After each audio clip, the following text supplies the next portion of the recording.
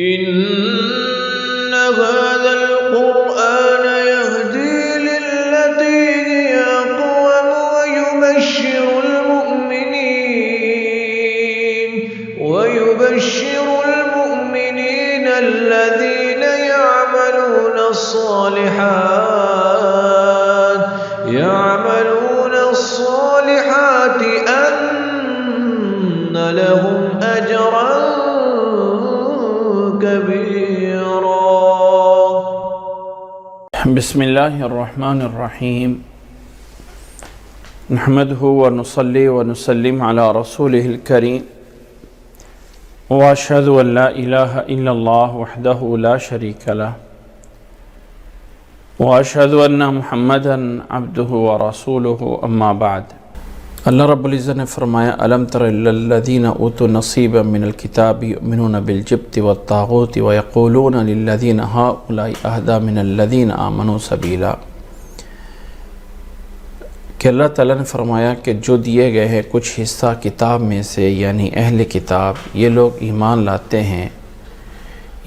ایمان لاتے ہیں طاغوت پہ، جبت اور طاغوت پہ، بتوں پہ اور طاغوت پہ، اور کہتے ہیں کافروں سے، مسلمانوں کے علاوہ جو دوسرے کافر ہیں ان کے بارے میں یہ کہتے ہیں کہ ہؤلاء اہدی من الذین آمنوا سبیلا، یہ لوگ ایمان والوں سے بھی زیادہ ہدایت یافتہ ہیں. یہ کتاب والے، اہل کتاب والے بجائے مسلمانوں کی حمایت کرنے کے یہ لوگ کافروں کے بارے میں کہتے ہیں کہ وہ مسلمانوں سے زیادہ ہدایت یافتہ ہیں. اولئک الذین لعنہم اللہ، انہی لوگوں پہ اللہ تعالیٰ کی لعنت ہے، اور جس پہ اللہ لعنت کرتا ہے فلن تجد لہ نصیرا، آپ اس کے لیے کوئی مددگار نہیں پائیں گے. ام لہم نصیب من الملک فاذا لا یؤتون الناس نقیرا، اللہ تعالیٰ نے فرمایا کیا ان کے پاس کچھ بادشاہت ہے کہ جس کی وجہ سے اگر ان کے پاس کچھ بادشاہت ہوتی تو لوگوں کو کھجور کی ایک گٹھلی کے اندر جو سوراخ ہے اس کے برابر بھی لوگوں کو کچھ نہ دیتے، اس کے بھی برابر لوگوں کو یہ کچھ نہ دیتے. ام یحسدون الناس علی ما آتاہم اللہ من فضلی، یہ اصل میں لوگوں کے ساتھ حسد کر رہے ہیں جو اللہ تعالیٰ نے ان کو فضل عطا فرمایا ہے. اہل کتاب کو اللہ تعالیٰ نے، ان کے اندر اللہ تعالیٰ نے اپنے نبی محمد صلی اللہ علیہ وسلم کو نہیں بھیجا، بلکہ اپنے نبی محمد صلی اللہ علیہ وسلم کو اللہ تعالیٰ نے بھیجا ہے قریش کے اندر، اور یہ اس پہ حسد کرتے ہیں. فقد آتینا آل ابراہیم الکتاب والحکمہ، یاد رکھیں ہم نے آل ابراہیم میں کتاب اور حکمت عطا فرمائی تھی، یعنی نبوت، حکمت، ساری چیزیں اللہ تعالیٰ نے آل ابراہیم میں نازل فرمائی. یہ اس کو بھی نہیں مانتے رہے. وَآتَيْنَاهُمْ مُلْكًا عَظِيمًا، اور بہت بڑی بادشاہت بھی دی تھی، جیسے حضرت سلیمان علیہ السلام کو اللہ تعالیٰ نے بہت بڑی بادشاہت بھی عطا فرمائی تھی. اللہ نے فرمایا ہم نے انہیں بہت بڑا کچھ دیا تھا، لیکن یہ پھر بھی بجائے اس کے اس کو ماننے کے یہ لوگ جو ہے جبت اور طاغوت کو مان رہے ہوتے ہیں. فَمِنْهُمْ مَنْ آمَنَ بِهِ وَمِنْهُمْ مَنْ صَدَّ عَنْهُ، بہت سے لوگ جو ہیں وہ ایمان لائے، اللہ تعالیٰ نے ان پہ جو نازل کیا اس پہ ایمان لے آئے، اور بہت سے لوگوں نے اس میں رکاوٹ ڈالی. وَكَفَى بِجَهَنَّمَ سَعِيرًا، اور جہنم جلانے کے اعتبار سے کافی ہے انہیں کہ یہ لوگ انجام کے لحاظ سے اسی جہنم میں جا کے جلیں گے. ان الذین کفروا بآیاتنا سوف نصلیہم نارا، جنہوں نے ہماری آیات کے ساتھ کفر کیا ہم انہیں لازمی ضرور جہنم کی آگ میں ڈالیں گے. ان الذین کفروا بآیاتنا سوف نصلیہم نارا، ہم لازمی انہیں جہنم کی آگ میں ڈالیں گے جنہوں نے ہماری آیات کے ساتھ کفر کیا. ان قریب ان کے ساتھ یہ ہوگا. کلما نضجت جلودہم بدلناہم جلودا غیرہا، اللہ نے فرمایا جب کبھی بھی ان کے جلنے کی وجہ سے ان کی جلدیں جو ہیں، ان کے چمڑے جو ہیں وہ گل جائیں گے، پک جائیں گے، تو اللہ نے فرمایا ہم ان چمڑوں کو بدل کے اور لے کے آ جائیں گے. کلما نضجت جلودہم بدلناہم جلودا غیرہا، اللہ تعالیٰ اور بدل کے آ جائے گا اور ان کے اوپر جو ہے وہ چمڑے چڑھا دیے جائیں گے. کیوں؟ لیذوقوا العذاب، تاکہ وہ اللہ کے عذاب کو صحیح طرح چکھ سکے. جب انسان کا یہ چمڑا جو ہے جس سے اندر انسان کو تکلیف محسوس ہوتی ہے، اللہ تعالیٰ نے فرمایا اس کو ہم جو ہے وہ جیسی ہوگا ہم اس کو فوری جو ہے وہ بدل کے دوسرا جو ہے وہ چمڑا چڑھا دیں گے. ان اللہ کان عزیزا حکیما، بے شک اللہ تعالیٰ غالب اور حکمت والا ہے. بے شک اللہ تعالیٰ غالب ہے، حکمت والا ہے. اللہ تعالیٰ کا کوئی مقابلہ نہیں کر سکتا ہے. اللہ تعالیٰ نے ظاہر ہے کہ انسان کو تکلیف انسان کے اس اوپر کے چمڑے سے ہوتی ہے، تو اللہ تعالیٰ نے اس کو جو ہے وہ بدلنا ہے. کتنا بدلے گا؟ بار بار بدلے گا. کتنی دفعہ بدلے گا؟ نہ جانے کتنی دفعہ بدل جائے گا. ایک سیکنڈ میں بھی نہ جانے کتنی دفعہ بدلا دیا جائے گا. کیونکہ جہنم کی آگ جب اس کو نضجت جلودہم، اللہ نے الفاظ بولے کلما نضجت جلودہم بدلناہم جلودا غیرہا، جب ایک دفعہ انسان کا چمڑا گل پک جائے گا. ویسے ہی نضجت کا لفظ بولا جاتا ہے، یعنی جیسے یہ گل سڑ جاتے ہیں نا پھل، کوئی پھل ہوتا ہے، کوئی سیب ہوتا ہے گل کے زیادہ ہی خراب ہو گیا ہے، وہ اوپر سے اس کی جلد جو ہے وہ بالکل جو ہے وہ کالی بلیک ہونے لگ جاتی ہے. تو اس طرح جب وہ پک جائیں گے، اللہ نے فرمایا اللہ تعالیٰ ان کے ان چمڑوں کو بدل دے گا تاکہ اللہ کے عذاب کو وہ بار بار چکھتے رہیں، تاکہ اللہ تعالیٰ کا عذاب جو ہے ان کے اوپر بار بار جو ہے وہ آتا رہے. اللہ نے پھر فرمایا کہ اللہ تعالیٰ کے لیے یہ چیزیں کوئی مشکل نہیں ہیں. اللہ تعالیٰ عزیز ہے، غالب ہے اپنے کاموں میں، اور جو کر رہا ہے وہ پوری حکمت سے کر رہا ہے. آگے فرمایا والذین آمنوا وعملوا الصالحات سندخلهم جنات تجری من تحتها الانہار خالدین فیہا. والذین آمنوا وعملوا الصالحات، اس کے مقابل میں وہ لوگ جو ایمان لے آئے، جنہوں نے نیک اعمال کیے، جنہوں نے صرف ایمان کافی نہیں ہے بلکہ ایمان کے ساتھ ساتھ فرمایا نیک اعمال بھی کیے. سندخلهم جنات تجری من تحتها الانہار خالدین فیہا، ہم انہیں اس جنت میں داخل فرمائیں گے جس جنت کے نیچے نہریں چل رہی ہیں، جنت کے نیچے نہریں چل رہی ہیں. خالدین فیہا ابدا، ہمیشہ ہمیشہ رہیں گے اس میں. اب لوگوں کو یاد ہوگا میں نے پچھلے کسی درس میں یہ بات واضح کی تھی کہ اللہ رب العزت جنت کے بارے میں ایک تصور دیتا ہے بس، کہ جس کے نیچے سے نہریں چل رہی ہوں گی، باغات ہوں گے. لیکن حقیقت میں وہ جنت کیا ہے؟ لا عین رأت ولا اذن سمعت، کسی کان نے سنا نہیں ہے، کسی آنکھ نے دیکھا نہیں ہے، اور کسی دل کے اندر اس کا وہم و گمان بھی نہیں گزرا ہے کہ اللہ تعالیٰ نے انسان کی آنکھوں کی ٹھنڈک کے لیے کیا کچھ جو ہے وہ تیار کر کے رکھا ہے. فرمایا خالدین فیہا ابدا لہم فیہا ازواج مطہرۃ، وہاں جنت میں پاک بیویاں ہوں گی، پاک ہوں گے سارے. وہاں دنیا کی کوئی پالیدیاں، دنیا کی کوئی ناپاکیاں کچھ نہیں ہوں گی. وَنُدْخِلْهُمْ ظِلًّا ظَلِيلًا، اور اللہ نے فرمایا ہم انہیں ایسے سائے کے نیچے رکھیں گے، ایسی گھنی چھاؤں میں رکھیں گے جو بہت بڑی گھنی چھائیں اور راحت والی ہوں گی.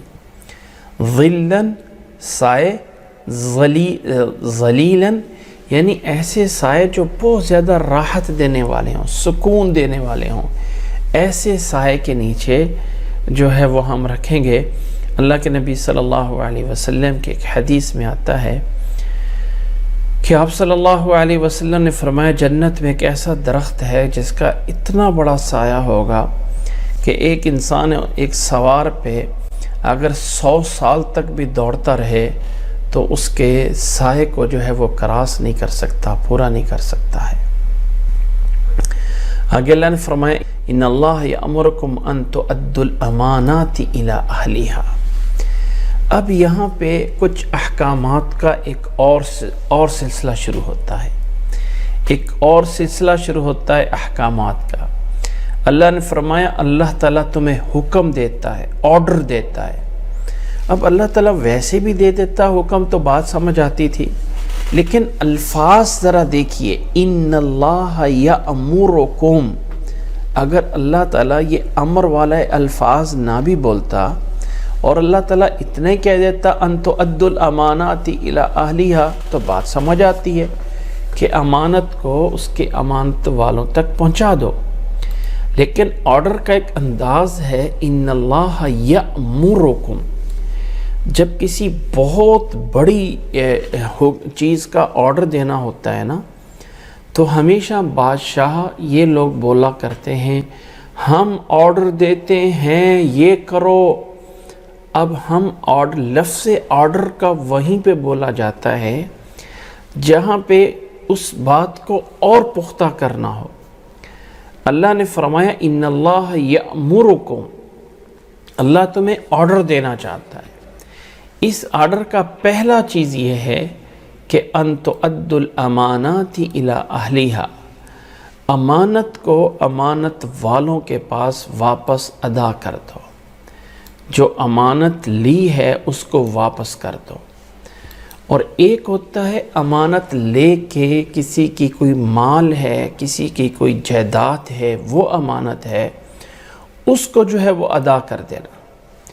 اور ایک وہ امانت ہے جو انسان کے اوپر کسی کا حق لازم آتا ہے، کسی کا حق انسان کے اوپر لازم آتا ہے نا، کسی کا احترام کرنا ہے، کسی کا جو ہے وہ انسان نے کہنا ماننا ہے، وہ بھی اس میں آتا ہے کہ اللہ تعالیٰ نے جو تمہارے اوپر بوجھ ڈالا ہے، بوجھ کا مطلب تمہیں آرڈرز دیے ہیں کہ فلاں کے ساتھ فلاں کرو اور فلاں کے ساتھ فلاں کرو، ان تمام چیزوں کو بھی پوری طرح ادا کر دو۔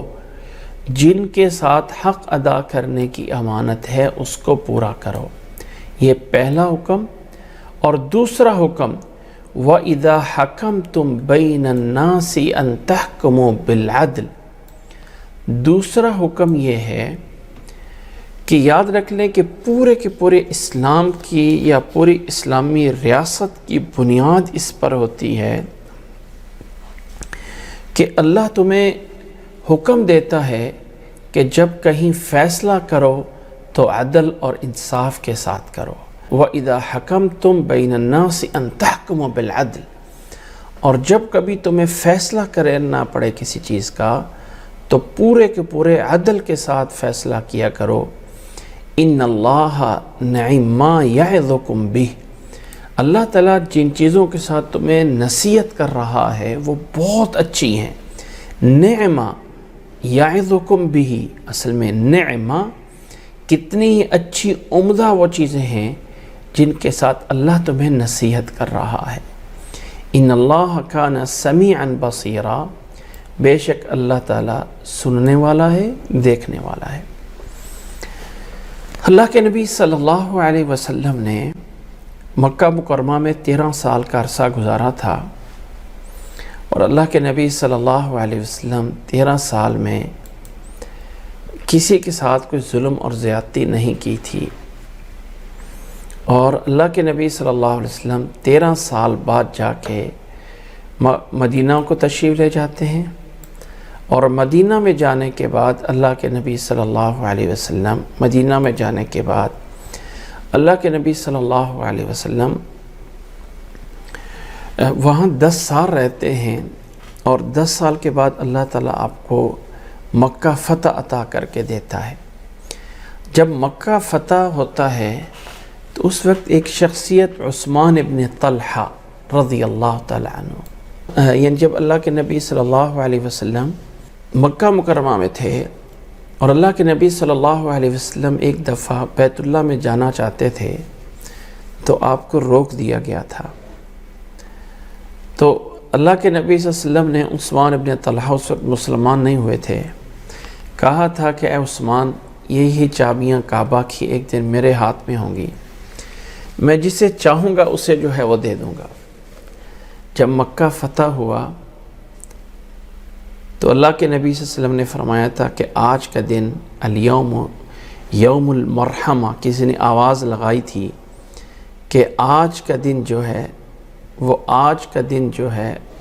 وہ ملحمہ، لڑائی کا دن ہے، تو اللہ کے نبی صلی اللہ علیہ وسلم نے فرمایا تھا نہیں، آج کا دن رحمت کا دن ہے۔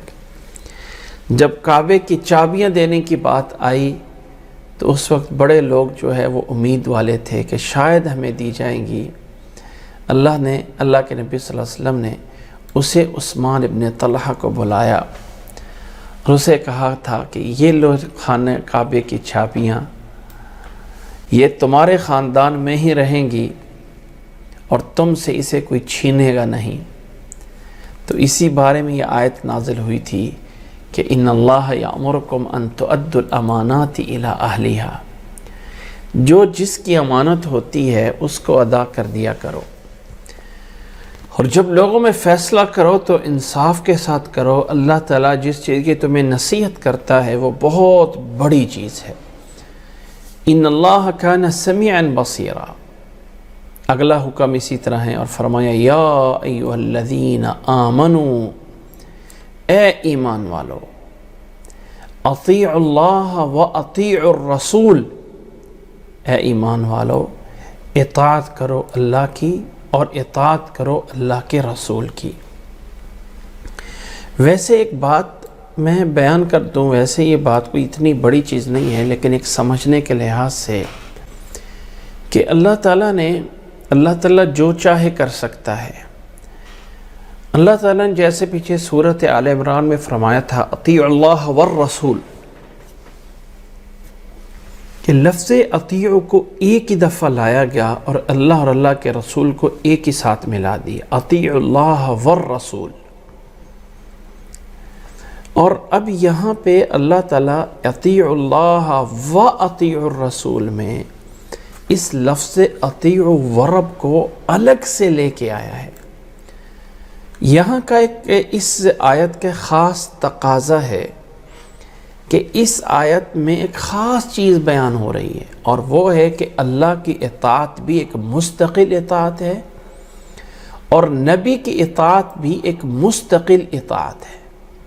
اللہ نے فرمایا اطیعوا اللہ، یہ ایک مستقل فرض ہے تمہارے اوپر، وَأَطِيعُوا الرَّسُولِ، یہ بھی رسول کی اطاعت بھی تمہارے اوپر فرض ہے۔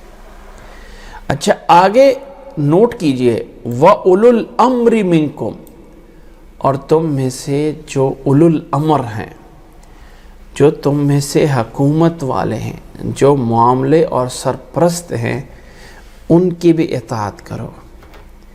لیکن اللہ کی ذات پہ قربان جائیں کہ اللہ نے یہاں پہ اطیعوا کو الگ سے نہیں لے کے آیا۔ اللہ نے فرمایا اطیعوا اللہ و اطیعوا الرسول و اطیعوا اولو الامر نہیں کہا، بلکہ اولو الامر کی اطاعت اللہ اور اللہ کے رسول کے انڈر میں رکھی ہے۔ گویا کہ اللہ تعالیٰ بتانا چاہتا ہے کہ تمہیں اطاعت اللہ کی بھی کرنی ہے اور اللہ کے رسول کی بھی تمہیں اطاعت کرنی ہے، اور جو تم میں سے حکمران بنا دیے جائیں ان کی بھی تمہارے اوپر اطاعت لازم ہے۔ لیکن قرآن مجید کے اس باریک مسئلے کی طرف غور کریں تو اللہ نے لفظ اطیعوا، جبکہ اللہ تعالیٰ چاہتا تو رسول کے آگے بھی اطیعوا نہ لاتا، پیچھے لایا ہے، لیکن یہاں اللہ تعالیٰ بتانا چاہتا ہے کہ ایک مستقل اطاعت ہے اللہ کی اور ایک مستقل اطاعت ہے اللہ کے رسول کی، اور اسی طرح اطاعت اولو الامر کی بھی ہے، اسی طرح ان کی بھی اطاعت ہے، لیکن لا طاعت لمخلوق فی معصیت الخالق، جب خالق کی نافرمانی ہوتی ہے نا تو پھر مخلوق کی کوئی اطاعت نہیں ہوتی ہے۔ لیکن بہرحال اس آیت کے پیش نظر انسان کو اللہ کا حکم ماننا بھی ضروری ہے، اللہ کے رسول کا حکم بھی ماننا بھی ضروری ہے، اور جو انسانوں میں سے جو سربراہ بنا دیے جائیں، جو معاملات بنا لیے جائیں، جو انسانوں کے اوپر سربراہ، انسان کے اوپر حکمران بنا دیے جاتے ہیں، ایک اسلام کے اندر ایک جو نظام خلافت ہے، جو سربراہ اور امیر ہونا ہے، اس کی اطاعت بھی لازم ہے۔ لیکن اللہ تعالیٰ نے اس اطاعت کو ایک چیز کے ساتھ مشروط ضرور کیا ہے کہ جیسے حدیث میں آتا ہے لا طاعت لمخلوق فی معصیت الخالق، یا جیسے امام بخاری رحمہ اللہ نے حدیث میں بیان فرمایا السمع والطاعت للامام ما لم تکن معصیہ۔ امام بخاری رحمہ اللہ نے باب اس طرح قائم کیا ہے کہ بات کو سننا ہے، ماننا لازم ہے حکمران کی، جب تک کہ وہ نافرمانی نہ ہو رہی ہو۔ آگے اللہ نے فرمایا اب ذرا اگلی بات سنیے گا، یہاں پہ کتنی چیزیں آئی ہیں؟ 3 چیزیں، اللہ کی اطاعت، اللہ کے رسول کی اطاعت، 3 چیزیں آئی ہیں، اور اولو الامر کی اطاعت، 3 چیزیں آئی ہیں۔ اگلا ٹکڑا آیت کا یہ ہے فَإِن تَنَازَعْتُمْ فِي شَيْءٍ، اگر کسی معاملے میں تمہارا اختلاف ہو جائے، کسی معاملے میں، کسی بھی معاملے میں، شیئن بولا ہے اور اس کو نکرہ بولا گیا ہے، اور نکرہ اگر نفی کے تحت یا شرط کے تحت آتا ہے تو اس میں عموم ہوتا ہے، یعنی کسی بھی ذرہ برابر چیز میں بھی اختلاف ہے تو اس کا فیصلہ کروانے کے لیے اس بات کو لوٹا دو، فَرُدُّوهُ إِلَى اللَّهِ وَالرَّسُولِ، تو اس بات کے فیصلہ جو ہے وہ اللہ اور اللہ کے رسول کی طرف لوٹا دو۔ یہاں پہ 2 چیزیں ہیں، یہاں پہ صرف 2 ہیں، یہاں پہ اولی الامر نہیں آیا ہے، یہاں پہ تیسری چیز نہیں آئی ہے بلکہ اولی الامر آیا ہے۔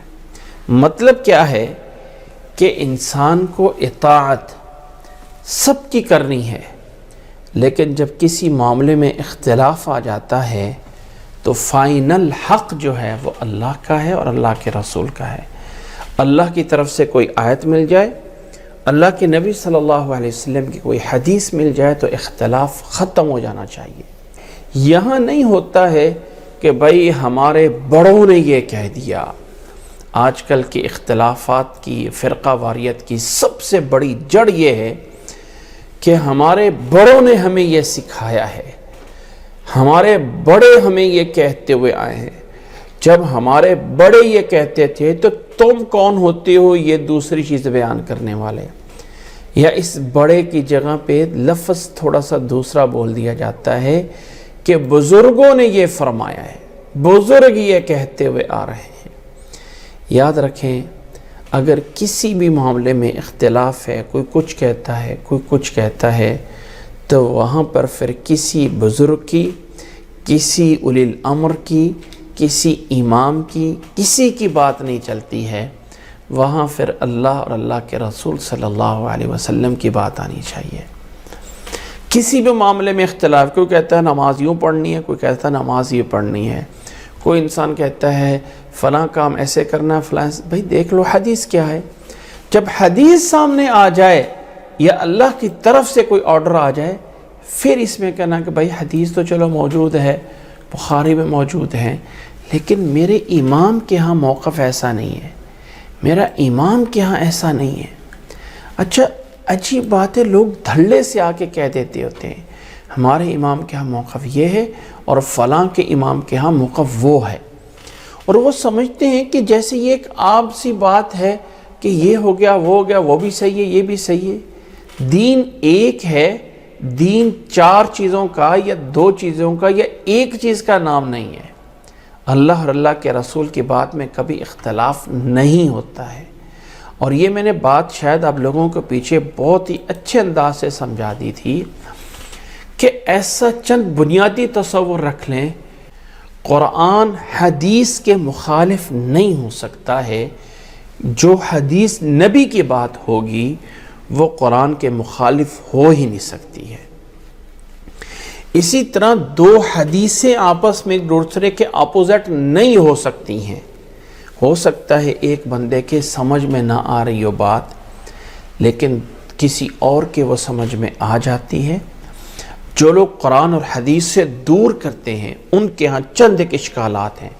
اچھا جی حدیثیں تو بہت زیادہ ہیں، اچھا جی بہت ساری حدیثیں جو قرآن کے خلاف ہیں، اچھا جی بہت ساری حدیثیں جو حدیث میں خلاف ہے۔ ایسا نہیں ہے، ایسا نہیں ہے۔ سمجھ لیں کہ اس بندے کے دماغ میں کوئی ٹیڑھ پن ہے جس کی وجہ سے یہ ایسا کر رہا ہے۔ یہ کیسے ہو سکتا ہے کہ اللہ ایک حکم دے اور نبی اس کا مخالف کر رہا ہو؟ ہاں اس کی وضاحت ہو سکتی ہے، اس کی تفسیر ہو سکتی ہے۔ اسی طرح ایک موقع پہ اللہ کے نبی صلی اللہ علیہ وسلم نے کچھ فرمایا ہے تو دوسرے موقع پہ اگر اس کا الٹ فرمایا ہے تو اس میں کچھ وجہ ہوگی۔ یا تو پہلا حکم ختم کر کے دوسرا حکم لایا گیا ہے جس کو ناسخ یا منسوخ کہا جاتا ہے، یا اس کے حکم کو کسی اور مقید کر کے دیا گیا ہے۔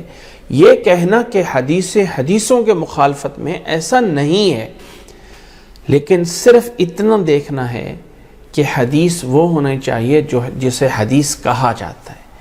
بہت سے لوگ اپنی طرف سے باتیں بناتے ہیں اور ان باتوں کو بنا کر وہ یہود و نصارہ کی طرح ان باتوں کو بنا کے اللہ یا اللہ کے رسول کی طرف منسوب کر رہے ہوتے ہیں۔ بہت سے ایسے لوگ ہیں جن کو ایک اچھی حیثیت ان کی ہوتی ہے، ان کی لوگ بات سنتے ہیں، انہیں تو کم از کم چاہیے کہ ایسی کوئی بات کرنے سے پہلے 100 دفعہ سوچیں کہ بھئی یہ نبی کی حدیث کیسے ہے، کیا ہے۔ اس لیے یاد رکھ لیں کہ اللہ اور اللہ کے رسول کی بات میں کبھی کوئی خلاف ورزی نہیں آ سکتی ہے۔ تو اللہ تعالیٰ کی اس آیت کو اپنے سامنے رکھیے۔ یہ آیت تمام چیزوں کی ایک جڑ ہے کہ ہمیں کس کی بات ماننی ہے اور کس کی بات نہیں ماننی ہے۔ آگے اللہ تعالیٰ اس آیت میں ذرا غور کیجئے۔ اللہ نے فرمایا یا ایھا الذین آمنوا اطیعوا اللہ واطیعوا الرسول۔ اللہ نے یہاں پہ اللہ اور اللہ کے رسول کی اطاعت کو ایک مستقل حیثیت دی ہے، اور اللہ تعالیٰ نے اولی الامر حکمرانوں کو حکم ماننا بھی لازم قرار دیا ہے، لیکن ان کی اطاعت کو مستقل اطاعت میں نہیں لیا۔ وہاں پہ اطیعوا کا لفظ دوبارہ نہیں لے کے آیا اللہ تعالیٰ۔ گویا کہ اللہ تعالیٰ بتانا چاہتے ہیں کہ حکمرانوں کی اطاعت لازمی ہے جہاں پہ ایک نظام نافذ کرنا ہوتا ہے، جہاں پہ ایک جو ہے وہ نظام کو چلانا ہوتا ہے، تو اللہ تعالیٰ اگر کسی کو کوئی حکمرانی دے دیتا ہے تو اس کی بات ماننا لازم ہے انسانوں پہ، اور جب تک کہ وہ نافرمانی کی طرف نہیں آتا۔ جب نافرمانیاں حد سے بڑھ جاتی ہیں، جب نافرمانی ہونے لگ جاتی ہے اللہ کی، تو پھر اس کے حکم کو ماننا وہ حیثیت نہیں رہتی ہے جب وہ ایسا کوئی خاص طور پہ حکم دے جو اللہ یا اللہ کے رسول میں مخالف آ رہا۔ اللہ نے فرمایا فَإِن تَنَازَعْتُمْ فِي شَيْءٍ، اگر تمہارا کسی بھی معاملے میں، کسی بھی میں کیوں کہہ رہا ہوں کہ لفظ شیئن کو اللہ تعالیٰ نے نکرہ بیان فرمایا ہے اور ایک شرط کے تحت لا کے فَإِن تَنَازَعْتُمْ فِي شَيْءٍ، اگر تمہارا کسی بھی معاملے میں آ کے کوئی اختلاف ہو جاتا ہے تو فرمایا فَرُدُّوهُ إِلَى اللَّهِ وَالرَّسُولِ، یہاں پہ اللہ تعالیٰ نے فَرُدُّوهُ إِلَى اللَّهِ وَالرَّسُولِ میں اللہ تعالیٰ نے یہاں پہ صرف دو چیزیں بیان کی ہیں۔ یہاں پہ تیسری چیز موجود نہیں ہے، تیسری چیز موجود نہیں ہے، اور افسوس کی بات ہے مجھے ان لوگوں پہ، کچھ اہل کتاب، کچھ اہل علم لوگ ایسے بھی ہیں جو تقلید کے اندر آ کے، تقلید کہا جاتا ہے کہ میرے امام نے جو کہا ہے وہ صحیح کہا ہے یا غلط کہا ہے، میں نے اس کو ماننا ہے۔ ایک بات چھوٹی سمجھ لیجئے کہ اللہ کے نبی صلی اللہ علیہ وسلم کے بعد اللہ کے نبی صلی اللہ علیہ وسلم کے دور میں قرآن مجید لکھا جاتا تھا، باقاعدہ تحریر میں موجود تھا۔ اللہ کے نبی صلی اللہ علیہ وسلم کے دور میں احادیث اس طرح نہیں لکھی گئی جیسے کہ قرآن مجید لکھا ہوا موجود ہوتا تھا۔ اللہ کے نبی صلی اللہ علیہ وسلم کے صحابہ کے دور میں احادیث کو باقاعدہ لکھنا شروع کیا گیا، اور احادیث باقاعدہ لکھی جاتی تھیں، ان کی تحریر ہوئی، باقاعدہ احادیثیں تابع تابعین کے دور میں شروع، تابعین کے بعد اگلا جب دور آیا تو احادیث کی کتابیں مدون ہوئیں۔ یہ درمیان کا عرصہ جو تھوڑا سا گزرا ہے، جس میں کوئی 100 سال کا عرصہ ہے، یہ احادیث جمع ہوتی رہی۔ ایک ایک احادیث کے لیے نہ جانے کتنے دور دراز کے سفر کیے گئے، ایک ایک حدیث حاصل کرنے کے لیے۔ کیوں سفر کیے گئے؟ کہ اللہ کے نبی صلی اللہ علیہ وسلم کے ساتھ ایک سوال میں آپ لوگوں سے پوچھتا ہوں، اللہ کے نبی صلی اللہ علیہ وسلم نے جب حج فرمایا ہے، جس کو حجۃ الوداع کہا جاتا ہے، تو آپ صلی اللہ علیہ وسلم کے سامنے صحابہ کی کتنی تعداد تھی اس حج میں؟ اہل سیر کہتے ہیں، سیرت نگار کہتے ہیں کہ اللہ کے نبی صلی اللہ علیہ وسلم کے ساتھ حج میں تقریباً 1 لاکھ سے اوپر صحابہ موجود تھے۔ 1 لاکھ سے اوپر، 1,24,000 بھی کسی نے کہا ہے کہ اتنے صحابہ کی تعداد اس حج میں موجود تھی۔ اللہ کے نبی صلی اللہ علیہ وسلم حج کے بعد واپس آئے۔ اللہ کے نبی صلی اللہ علیہ وسلم تھوڑے عرصے بعد اللہ کے پاس تشریف لے جاتے ہیں، اور پھر اس کے بعد جیسے جیسے جہاد ہوا، اللہ کے نبی صلی اللہ علیہ وسلم کے صحابہ بکھر گئے، دور دور تک بکھر گئے، آذربائیجان اور یہاں تک صحابہ پہنچے۔ تو جیسے صحابہ پہنچے یہ احادیث بکھر گئیں۔ اب تابعین اور تابع تابعین کے دور میں صحابہ سے احادیث لینے کے سفر شروع کیے گئے۔ اب ان سفروں کے اندر آ کے ہمارے ہاں مشہور 4 ائمہ کرام آئے ہیں، جس ائمہ کرام کو امام ابو حنیفہ، امام شافعی، امام مالک اور امام احمد بن حنبل بولا جاتا ہے۔ سب سے پہلے امام آنے والے امام ابو حنیفہ ہیں، جن کو فقہی لحاظ سے مانا جاتا ہے، جبکہ یہ سارے 4 ائمہ نہیں تھے، اور بھی بہت سے ائمہ تھے، لیکن ان 4 ائمہ کو ایک اور لحاظ سے اہمیت مل گئی جو آگے چل کے میں بتاتا ہوں۔ امام ابو حنیفہ رحمہ اللہ کے بارے میں کچھ لوگوں کی رائے یہ ہے کہ وہ شاید تابعی بھی ہیں، انہوں نے کسی صحابی کو بھی کسی کو دیکھا ہے، لیکن اس رائے میں بھی اختلاف ہے۔ لیکن امام ابو حنیفہ رحمہ اللہ نے اپنے دور میں اپنے ہاتھ سے کوئی کتاب نہیں لکھی ہے، ایک کتاب بھی نہیں لکھی ہے۔ ایک کتاب کے بارے میں اختلاف ہے کہ انہوں نے لکھی ہے یا نہیں لکھی ہے، فقہ الاکبر کے نام سے عقیدے کی کتاب ہے، کہ یہ بھی انہوں نے لکھی ہے یا کسی اور نے لکھی ہے۔ انہوں نے صرف آگے شاگردوں کو پڑھایا ہے، لیکن ان کی اہمیت اس لیے ہو گئی کہ حکومت میں انہیں چیف جسٹس کا عہدہ دیا گیا تھا۔ اسلامی ریاست کے اندر جو ایک بڑا جج ہوتا ہے وہ انہیں بنایا گیا تھا۔ جس رات امام ابو حنیفہ فوت ہوتے ہیں، اس رات امام شافعی رحمہ اللہ مکہ میں پیدا ہوتے ہیں۔ اس کے بعد امام مالک رحمہ اللہ آتے ہیں، سب سے آخر میں امام احمد بن حنبل رحمہ اللہ آتے ہیں۔ ان لوگوں کے منہج میں، دستور میں کوئی فرق نہیں تھا، سب کا مسلک، سب کا ایک ہی تھا۔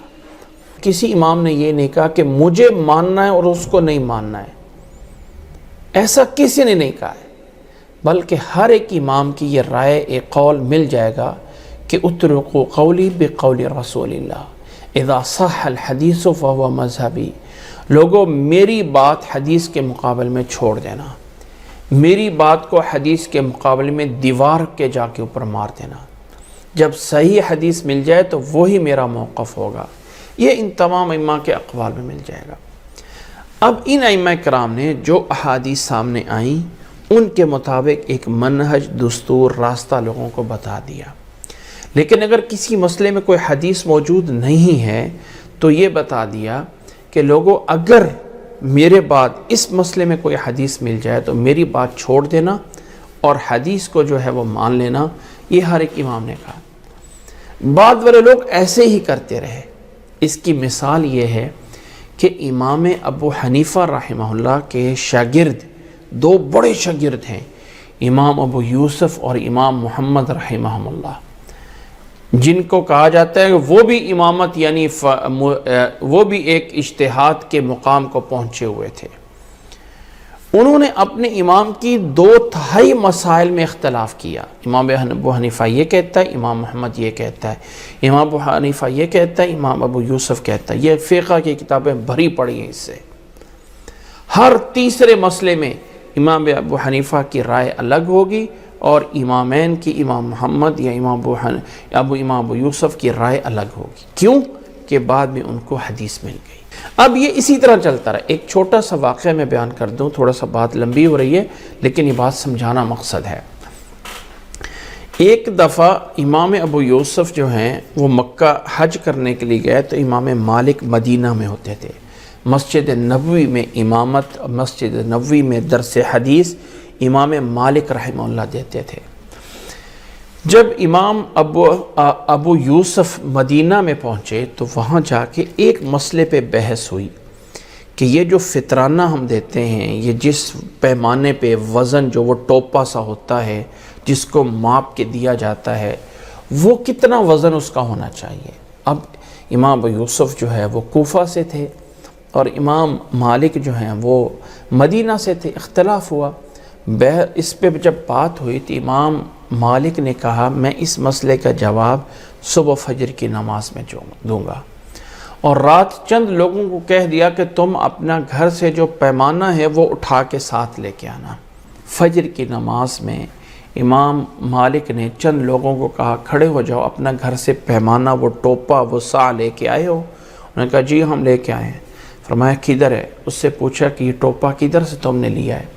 کہنے لگا یہ میں نے اپنے والد سے لیا تھا، فلاں بن فلاں میرا والد ہے اور میرے والد نے فلاں بن فلاں سے لیا جو کہ صحابی تھے، اور صحابی اللہ کے نبی صلی اللہ علیہ وسلم کے دور میں یہ والا ٹوپا استعمال کرتے تھے. جب 2-3 ایسی گواہیاں دیں اور اس ٹوپے کا وزن لیا گیا تو امام ابو یوسف کھڑے ہو کر اعلان کرتے ہیں کہ اس مسئلے میں میرا موقف وہی ہے جو امام مالک کا موقف ہے. آج بھی اگر ہم کہتے ہیں نا کہ جی پیمانہ جو ہے اس فطرانے کا وہ 1 سا ہے اور 1 سا تقریباً جو ہے وہ 2.25 کلو کے قریب ہے، تو کچھ لوگ اٹھ کے کہہ دیتے ہیں نہیں ہمارے امام کا موقف یہ ہے کہ وہ 3 کلو کے قریب جا کے، پیمانے وزن میں تھوڑا سا فرق تھا، وہ اس اختلاف کو لے کے آج تک چلتے ہوئے آ رہے ہیں.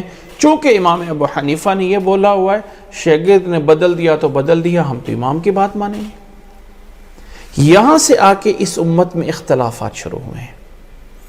یہ اس دور کے لوگوں میں کوئی اختلاف نہیں تھا.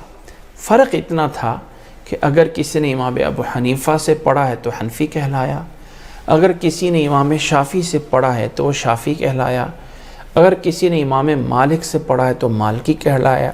یہ نسبت نہ ہی کسی مسلک کی تھی، یہ نسبت نہ ہی کسی مذہب کی تھی، یہ نسبت نہ ہی کسی اور دستور حیات کی تھی. یہ نسبت صرف ایک پہچان تھی. جیسے کوئی علی گڑھ سے پڑھ لیتا ہے تو اس کے نام کے ساتھ علوی لکھ دیا جاتا ہے، اگر کوئی مدینہ سے پڑھ لیتا ہے تو نام کے ساتھ مدنی آ جاتا ہے. تو یہ ایک نسبت تھی. اس نسبت میں اور کچھ نہیں تھا، یہ مذہب یا مسلک نہیں تھا. سن 400 ہجری میں جب مصر کے اندر بادشاہ حکومتیں تھی، وہاں لوگوں میں تعصب شروع ہوا. ایک نے کہا میری اس امام کے پیچھے نماز نہیں ہوتی، دوسرے نے کہا میری اس کے پیچھے نہیں ہوتی ہے. تو ملک کے اندر 4 اماموں کی الگ عدالتیں بنا دی گئی. حنفی حنفیوں سے فیصلہ کرا لو، شافعی شافعیوں سے کرا لو، مالکی مالکیوں سے کرا لو، بات ختم. لڑائی جھگڑا چھوڑو. یہی قافلے جب حج کرنے کے لیے گئے تو وہاں پہ اختلافات ہوئے، اور حکمرانوں کے اندر وہ تقوی، وہ نیکی اس وقت نہیں تھی جو نبی کے دور میں اور صحابہ کے دور میں تھی. لوگوں نے مجبور ہو کر بیت اللہ میں حکمرانوں میں 4 مصلے بنا دیے گئے. یہ والی سائڈ حنفیوں کی ہے، یہ والی سائڈ شافعیوں کی ہے، یہ والی سائڈ مالکیوں کی ہے، اور یہ والی سائڈ جو ہے وہ حنبلیوں کی ہے. اور فرمایا کہ چاروں لوگ الگ الگ اپنی جماعت کرایا کریں، اپنے اپنے ٹائم پہ لڑائی جھگڑا ختم کریں. یہ سن 600 ہجری میں جب کعبہ کے اندر آ کے 4 مصلے بنائے گئے تو تاریخ اسلام میں، ہسٹری آف اسلام میں یہ ایک تاثر بیٹھ گیا کہ 4 مذہب برحق ہیں، باقی سارے کے سارے غلط ہیں. حالانکہ حقیقت میں یہ چار مذہب بھی ایک ہی مذہب کا نام ہے۔ دیکھیں کسی مسائل میں چوائس ہو جانا، اختیار ہو جانا، یہ بھی کر لو اور یہ بھی کر لو۔ میں ایک چھوٹی سی آپ کو مثال دے کے سمجھاتا ہوں۔ امام مالک رحمہ اللہ کے ماننے والے ہاتھ چھوڑ کے نماز پڑھتے ہیں، وہ ہاتھوں کو باندھتے نہیں ہیں، وہ نماز کے اندر ہاتھ کو چھوڑ کے پوچھتے ہیں۔ کسی نے کہا کہ ہاتھوں کو چھوڑ کے کیوں نماز پڑھتے ہو؟ کہا کہ امام مالک رحمہ اللہ چونکہ ہاتھ چھوڑ کے نماز پڑھتے ہیں، ہم بھی ہاتھ چھوڑ کے نماز پڑھتے ہیں۔ میرے استاد کہتا ہے کہ میں نے اس اپنے مالکی سے دوست سے کہا کہ اگر امام مالک ہاتھ چھوڑ کے نماز پڑھتے ہیں تو امام مالک نے تو اپنی کتاب لکھی ہے، موطا امام مالک حدیث کی کتاب ہے، اور اس میں انہوں نے حدیث نقل کی ہے کہ دائیں ہاتھ کو بائیں ہاتھ کے اوپر رکھ کے نماز میں یوں پڑھنا ہے، تو وہ تو حدیث موجود ہے۔ تو جب حدیث میں انہوں نے اپنی کتاب میں نقل کی تو اس کو کیوں نہیں مانتے ہو؟ کہنے لگے کہ چلو حدیث انہوں نے نقل کی ہے، لیکن ان کا ذاتی عمل کیا تھا؟ بھئی ذاتی عمل تو ہاتھ چھوڑ کے نماز پڑھتے تھے آخری عمل میں۔ اب وہ ذاتی عمل میں کیوں وہ ہاتھ چھوڑ کے پڑھتے تھے؟ کس لیے پڑھتے تھے؟ اصل میں امام مالک رحمہ اللہ کا ہر ایک امام پہ ایک ایسا دور گزرا ہے کہ اس پہ ایک ظلم ہوا ہے، اور آخر میں یعنی کچھ نہ کچھ امام احمد بن حنبل رحمہ اللہ کے دور میں مسئلہ خلق قرآن تھا۔ امام مالک رحمہ اللہ کو وقت کے خلیفے نے کہا تھا کہ تم اس چیز پہ فتویٰ دے دو کہ زبردستی کی طلاق ہو جاتی ہے، یعنی اگر کسی کو پر گن رکھ دی جائے یا تلوار اس کی گردن پہ رکھ دو اور بول دو کہ طلاق دو ورنہ تجھے مار دیتے ہیں، تو وہ بندہ اس سے اپنی جان کو بچانے کے لیے اگر طلاق دے دیتا ہے تو وہ طلاق ہو جاتی ہے۔ امام مالک نے کہا تھا نہیں ہوتی۔ جب نبی صلی اللہ علیہ وسلم نے فرمایا ہے لا طلاق فی اغلاق، لا طلاق فی اغلاق، تو ہم کیسے کہہ دیں کہ یہ طلاق ہو گئی؟ جب نبی نے کہا کہ طلاق نہیں ہوتی ہے، اس سے کسی سے جبراً آپ طلاق نہیں لے سکتے ہو، تو امام مالک رحمہ اللہ نے اس پہ فتویٰ نہیں دیا۔ تو وقت کے حکمران نے فتویٰ لینے کے لیے، چونکہ امام مالک کا فتویٰ آ جاتا تو بات ختم، لوگ مانتے تھے۔ مسجد نبوی کے اندر درس ان کا مدرس وہ امام مالک رحمہ اللہ، مسجد نبوی کے خطیب، تو نہیں فتویٰ دیا۔ تو وقت کے حکمران نے ان کو ہاتھوں پہ کوڑے مارے تھے، یہ ہاتھوں کی ہڈیاں جو ہے وہ شل ہو گئی تھی، ٹوٹ گئی تھی، ہاتھوں پہ کوڑے مارے تھے، ان کے ہاتھ شل ہو گئے تھے، یعنی ہاتھ کے اندر جان نہیں رہتی، جیسے ہم کہتے ہیں نا یہ ایک سائڈ سے فالج ہو جانا، فالج نہیں تھا، ہاتھ شل ہو گئے تھے، اور ان کو گدے پہ بٹھا کے مدینہ کی گلیوں میں گھمایا تھا۔ پھر بھی امام مالک کہتے تھے من عرفنی فقد عرفنی فانا مالک ابن انس، جو جانتا ہے وہ مجھے پہچانتا ہے کہ میں مالک ابن انس ہوں۔ تو امام مالک رحمہ اللہ باطل کے سامنے جھکے نہیں تھے، ان کے ہاتھ شل ہو گئے تھے اور وہ اپنے ہاتھوں کو اٹھا کے باندھ نہیں سکتے تھے، تو ہاتھ چھوڑ کے نماز پڑھتے تھے۔ افسوس ہے ان ماننے والوں پہ بعد میں کہ انہوں نے امام مالک کی ذاتی عمل کو نقل کر کے شریعت بنا دیا، اور جو کتاب میں لکھا تھا انہوں نے حدیث نقل کی تھی اس کو اگنور کر دیا۔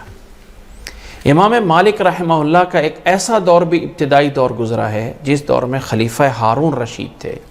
خلیفہ ہارون رشید نے امام مالک سے کہا کہ اگر آپ اجازت دیں تو میں آپ کی کتاب موطا امام مالک کو ملک کا دستور بنا دوں کہ سارے فیصلے اس کو دیکھ کے کیا جائیں۔ امام مالک رحمہ اللہ نے کہا نہیں، اس کتاب کے اندر کچھ میرے ذاتی اجتہادات بھی ہیں، میں پوری امت کو ایک شخص کا پجاری نہیں بنا سکتا ہوں۔ یہ ان لوگوں کے جذبات تھے۔ ایک بات دوسری سائڈ پہ اگر آپ آ جائیں، ایک دوسرا پہلو آپ آ جائیں، کیا اللہ کے نبی صلی اللہ علیہ وسلم کے بعد اس امت پہ کوئی ایسا انسان ہو سکتا ہے جس کو ہم کہہ سکتے ہیں کہ یہ انسان معصوم عن الخطا ہے، کہ یہ گناہ سے معصوم ہے، اس سے گناہ ہو ہی نہیں سکتا؟ کیا ایسا کوئی ہے شخص؟ چاہے کوئی ولی ہے، چاہے کوئی امام ہے، چاہے کوئی قطب ہے، چاہے کوئی ابدال، جو بھی مرتبہ آ جائے، لیکن عصمت کا درجہ صرف نبیوں کے لیے ہے، صحابہ کے لیے ہم کہہ دیتے ہیں کہ صحابہ محفوظ ہیں، اللہ نے ان کی حفاظت فرمائی، اگر ان سے کوئی کمی کوتاہی ہوئی بھی تو دوسری سائڈ پہ ان کی نیکیاں اتنی کہ اللہ نے انہیں معاف فرما دیا، اللہ نے انہیں رضی اللہ عنہم کا خطاب دیا۔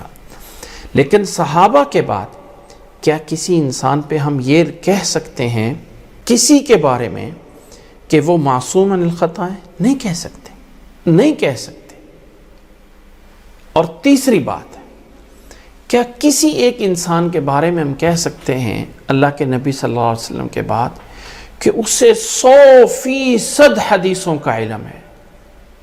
بہت مشکل ہے کہنا۔ کیا امام بخاری کے بارے میں 100% حدیثوں کا علم؟ بھئی جتنے انہوں نے پتہ آگے امت تک پہنچا دی۔ سب سے آخر میں آنے والے محدثین میں امام احمد بن حنبل ہیں، یعنی ان متقدمین جو بڑے محدث ہیں ان کی بات کر رہا ہوں۔ اور امام احمد بن حنبل رحمہ اللہ نے اپنی کتاب لکھی ہے، اس کا نام ہے مسند احمد، اور اس کتاب میں تقریباً 40,000 حدیثوں کا مجموعہ ہے۔ یہ جو صحیح بخاری ہے نا، اس میں 7,000 کے قریب حدیثیں ہیں، وہ بھی اگر جو بار بار آئی ہیں ان کو بھی شمار کریں، اگر ایک حدیث ایک بار آئی ہے اس کو ایک ہی بار شمار کریں تو تقریباً ٹوٹل 2500 کے قریب حدیثیں ہیں بس بخاری شریف میں۔ تو مسند احمد میں 40,000 حدیثیں جمع کی، بلکہ یہاں تک دعویٰ کر دیا کہ جو حدیث میری کتاب میں نہیں ہے وہ حدیث ہی نہیں ہے، جو حدیث میری اس مسند میں نہیں ہے وہ حدیث ہی نہیں ہے۔ یہ کس نے کہا؟ امام احمد بن حنبل رحمہ اللہ نے۔ امام احمد بن حنبل رحمہ اللہ کا بیٹا بعد میں آیا عبداللہ ابن احمد، اور اس نے کتاب لکھی زوائد مسند، اور کہا میں اس میں وہ حدیثیں درج کر رہا ہوں جو میرے والد اپنی کتاب مسند میں نہیں درج کر سکے۔ اللہ اکبر۔ یعنی میرے باپ نے وہ دعویٰ کیا کہ جو حدیث میری کتاب میں نہیں وہ حدیث ہی نہیں ہے، بیٹے نے کہا نہیں حدیثیں ہیں، اور ثابت کیا کہ زوائد مسند میں وہ حدیثیں بیان کر رہا ہوں جو میری اس میں نہیں۔ یہ کہنا کہ 100% علم آ گیا تھا، یہ بہت مشکل ہے۔ اس سے پہلے آ جائیں صحابہ کے دور میں، بخاری کی روایت ہے، تیمم کی عام سی بات ہے، تیمم کیسے کرنا ہے۔ حضرت عمار ابن یاسر عمر کو بتاتے ہیں عمر تیمم کا یہ طریقہ ہے۔ عمر نے کہا مجھے تو یاد نہیں ہے کہ نبی نے تیمم کا طریقہ کیسے سکھایا تھا۔ کہا عمر تجھے یاد نہیں ہے نبی نے ایسے طریقہ سکھایا تھا تیمم کا؟ کہا مجھے نہیں یاد ہے۔ فرمایا یوں طریقہ سکھایا تھا۔ تو عمر رضی اللہ تعالیٰ کہنے لگے کہ اے عمار میں تیرے اوپر بھروسہ کر کے اس کو جو ہے وہ کر رہا ہوں، مجھے یاد نہیں ہے کہ نبی صلی اللہ علیہ وسلم نے فرمایا نولی کما تولی، جیسے تو کہہ رہا ہے ویسے ہی ہم اس کو جو ہے مان لیتے ہیں، لیکن مجھے یاد نہیں ہے۔ اس لیے نبی کے بعد یہ کہہ دینا 100% علم آ کے فلاں چیز پہ ختم ہو گیا تھا، یہ ہو گیا۔ اور لوگوں نے یہاں پہ ایک بات سن لیں، اپنے اپنے امام کو بڑا کرنے کے لیے ایسی من گھڑت حدیثیں بتائیں جس کا کوئی تعلق، جیسے آج کل ابھی ہم نے کچھ ٹائم عرصہ ابھی کچھ ہی دن پہلے پتہ نہیں کیا کچھ سن لیا ہے، یہ دعا حدیث میں آئی، نبی نے بشارت دی تھی، نبی نے بتایا تھا ایک بیماری آنی ہے، نبی نے بتایا تھا یہ ہونا ہے، نبی نے حدیث میں یہ کہا، فلاں نے پیشین گوئی کر دی، فلاں ایک سریا ستارہ ہوگا تو جا کے وبا ختم ہو جائے گی، پتہ نہیں کیا کچھ بولا جا رہا ہے۔ اسی طرح لوگوں نے اس میں بھی چیزیں بنا دی، کہا ایک جو ہے وہ ایک میری امت میں جو ہے وہ ایک شخص آئے گا، دین اگر سریا پہ بھی چلا جائے گا ستارہ پہ تو اس کو بھی لے کے آ جائے گا، اور اس کا نام ابو حنیفہ ہوگا۔ اور دوسرے مخالفین کے بارے میں ایسی حدیثیں بھی بنائیں کہ اس امت کا ایک دجال ہوگا اور اس دجال کا نام امام شافعی ہوگا۔ اللہ اکبر، نعوذ باللہ من ذالک۔ اس طرح کی بھی حدیثیں بنائیں گئی جو من گھڑت حدیثیں تھیں، اور آج ہم میرے بھائی اس امت کے اندر گھرے کھڑے ہیں صرف اور صرف اس مسئلے میں آ کے، اس مسئلے میں گھرے کھڑے ہیں آ کے کہ فلاں یہ ہے فلاں یہ ہے۔ دیکھیں اختلاف ہونا ایک فطرتی بات ہے، ایک گھر میں باپ بیٹے میں اختلاف ہو جاتا ہے، انسان کے سوچنے کا زاویہ مختلف ہو سکتا ہے، میں آپ کو ایک چھوٹی سی ایک مثال دے کے سوچنے کے زاویے کی بات کرتا ہوں. ایک انسان اس بات پہ نماز جماعت کے ساتھ پڑھنی چاہیے اس کی اہمیت بیان کر رہا ہے، اور اہمیت بیان کرتے ہوئے حدیث پتہ ہے کون سی بیان کی؟ کہ نبی صلی اللہ علیہ وسلم اپنے زندگی کے آخری نماز میں، آخری لمحات میں، جب مسجد میں نہیں نہ جا سکتے تھے تو نماز کے لیے کسے کھڑا کیا تھا؟ کسے مصلی پہ کھڑا کیا تھا؟ حضرت ابوبکر رضی اللہ تعالیٰ عنہ کو، کہ وہ لوگوں کو نماز پڑھائیں. اور نبی صلی اللہ علیہ وسلم کو ایک دفعہ طبیعت میں کچھ ہلکا پن محسوس ہوا، تو اللہ کے نبی صلی اللہ علیہ وسلم ادھر جماعت ہو رہی ہے، تو اللہ کے نبی صلی اللہ علیہ وسلم کو آپ کے حجرے سے مسجد میں لے جایا جا رہا ہے. 2 بندے کندھے پہ سہارا لے کے نبی صلی اللہ علیہ وسلم کو مسجد میں لے گئے. یہ حدیث کس سیاق میں بیان کی جا رہی ہے؟ کہ جماعت سے نماز پڑھنا اتنی بڑی اہمیت ہے کہ نبی کے پاؤں زمین پہ گھستے جا رہے تھے اور آپ کو مسجد میں لے جایا جا رہا تھا کہ آپ مسجد میں جا کے نماز پڑھیں. اچھا، اس سیاق و سباق میں بیان کی جا رہی ہے لے جایا جا رہا تھا. لے جانے والے کون تھے؟ حضرت علی اور حضرت عباس رضی اللہ تعالیٰ عنہ، کندھے پہ ایک سہارا. کہ اللہ کے نبی صلی اللہ علیہ وسلم جماعت کی اہمیت میں یقیناً بات صحیح ہے، بالکل ایسے ہی ہے. لیکن اسی مجمع سے ایک بندہ کھڑا ہو کے کہتا ہے اس کا مطلب یہ ہے کہ جو بیمار ہوتا ہے اس کو تو جماعت کی رخصت ہے ہی ہے، لیکن جو بیمار کے ساتھ تیمارداری کرتے ہیں، جو بیمار کی بیمار پرسی کر رہے ہوتے ہیں، جو بیمار کی بیماری میں اس کی ہیلپ کر رہے ہوتے ہیں، ان کو بھی جماعت سے رخصت ہے. کہنے لگا وہ کیسے؟ کہنے لگا نبی کے پاس عباس اور علی تھے تبھی تو لے کے گئے تھے نا. نبی کا حجرہ تو مسجد کے ساتھ ہی تھا. اگر حضرت عباس اور حضرت علی تیمارداری کرنے والے پاس نہ ہوتے تو نبی صلی اللہ علیہ وسلم کو کندھوں پہ کون لے کے جاتا مسجد میں؟ تو اس سے دلیل نکال لی. اب یعنی حدیث ایک ہی ہے، ایک طرف دلیل نکال رہا ہے کہ جماعت کے ساتھ نماز پڑھنے اتنی اہمیت ہے کہ نبی اس حال میں بھی جا رہے ہیں مسجد میں، اور اسی حدیث سے دوسری دلیل نکالی جا رہی ہے کہ بیمار کے ساتھ جو بیمار کی بیمار پرسی تیمارداری کرنے والا ہوتا ہے اس کو بھی جماعت میں رخصت ہے. اب دیکھیں سوچنے کا زاویہ، اب دونوں ہی صحیح ہیں، دونوں ہی صحیح ہیں. نہ ہم اس کو غلط کہہ سکتے ہیں نہ ہم اس کو غلط کر سکتے ہیں. اللہ کے نبی صلی اللہ علیہ وسلم نے غزوہ بنی قریظہ میں کہا کہ ہم نے عصر کی نماز وہاں جا کے پڑھنی ہے. لوگوں کا جلدی نکلو، ہم نے عصر کی نماز وہاں پڑھنی ہے. لوگوں کو کہا ہم نے جلدی نکلو وہاں جا کے پڑھنی ہے. لوگ نکل پڑے صحابہ. اب راستے میں آ کے عصر کی نماز ہوئی. کچھ لوگوں نے کہا نبی نے کہا تھا وہاں جا کے پڑھنی ہے، اس لیے ہم تو یہ نہیں پڑھیں گے یہاں پہ، وہاں تو ہم وہاں جا کے پڑھیں گے. کچھ لوگوں نے کہا بھائی نبی کا مقصد تھا جلدی جانا ہے اس لیے ابھی پڑھ لیں، ہم نکل پڑیں جلدی، ٹائم ہو گیا پڑھ لیں. کچھ لوگوں نے وہیں پڑھ لی اور کچھ لوگوں نے بنو قریظہ میں پہنچ کے پڑھی اور وہاں مغرب کے بعد، مغرب کا ٹائم ہو چکا تھا، اس کے بعد عصر کی نماز پڑھی. اللہ کے نبی صلی اللہ علیہ وسلم کو پتہ چلا، آپ صلی اللہ علیہ وسلم نے دونوں کو کہا، نہ اس کو برا کہا نہ اس کو برا کہا. تو اسلام کے اندر اتنی سی چیز موجود ہے، تھوڑا سا جب دو چیزیں صحیح آ جاتی ہیں تو وہ بھی کر سکتے ہیں وہ بھی کر سکتے ہیں.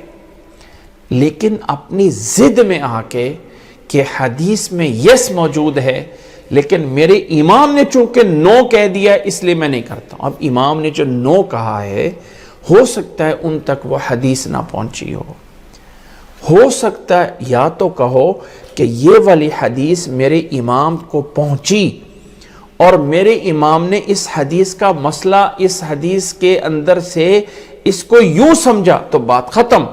میری اور آپ کی سمجھ سے ہزارہا گنا کسی امام اور فقیہ کی سمجھ مقدم ہے، ان کی سمجھ ہمارے سر آنکھوں پہ ہے.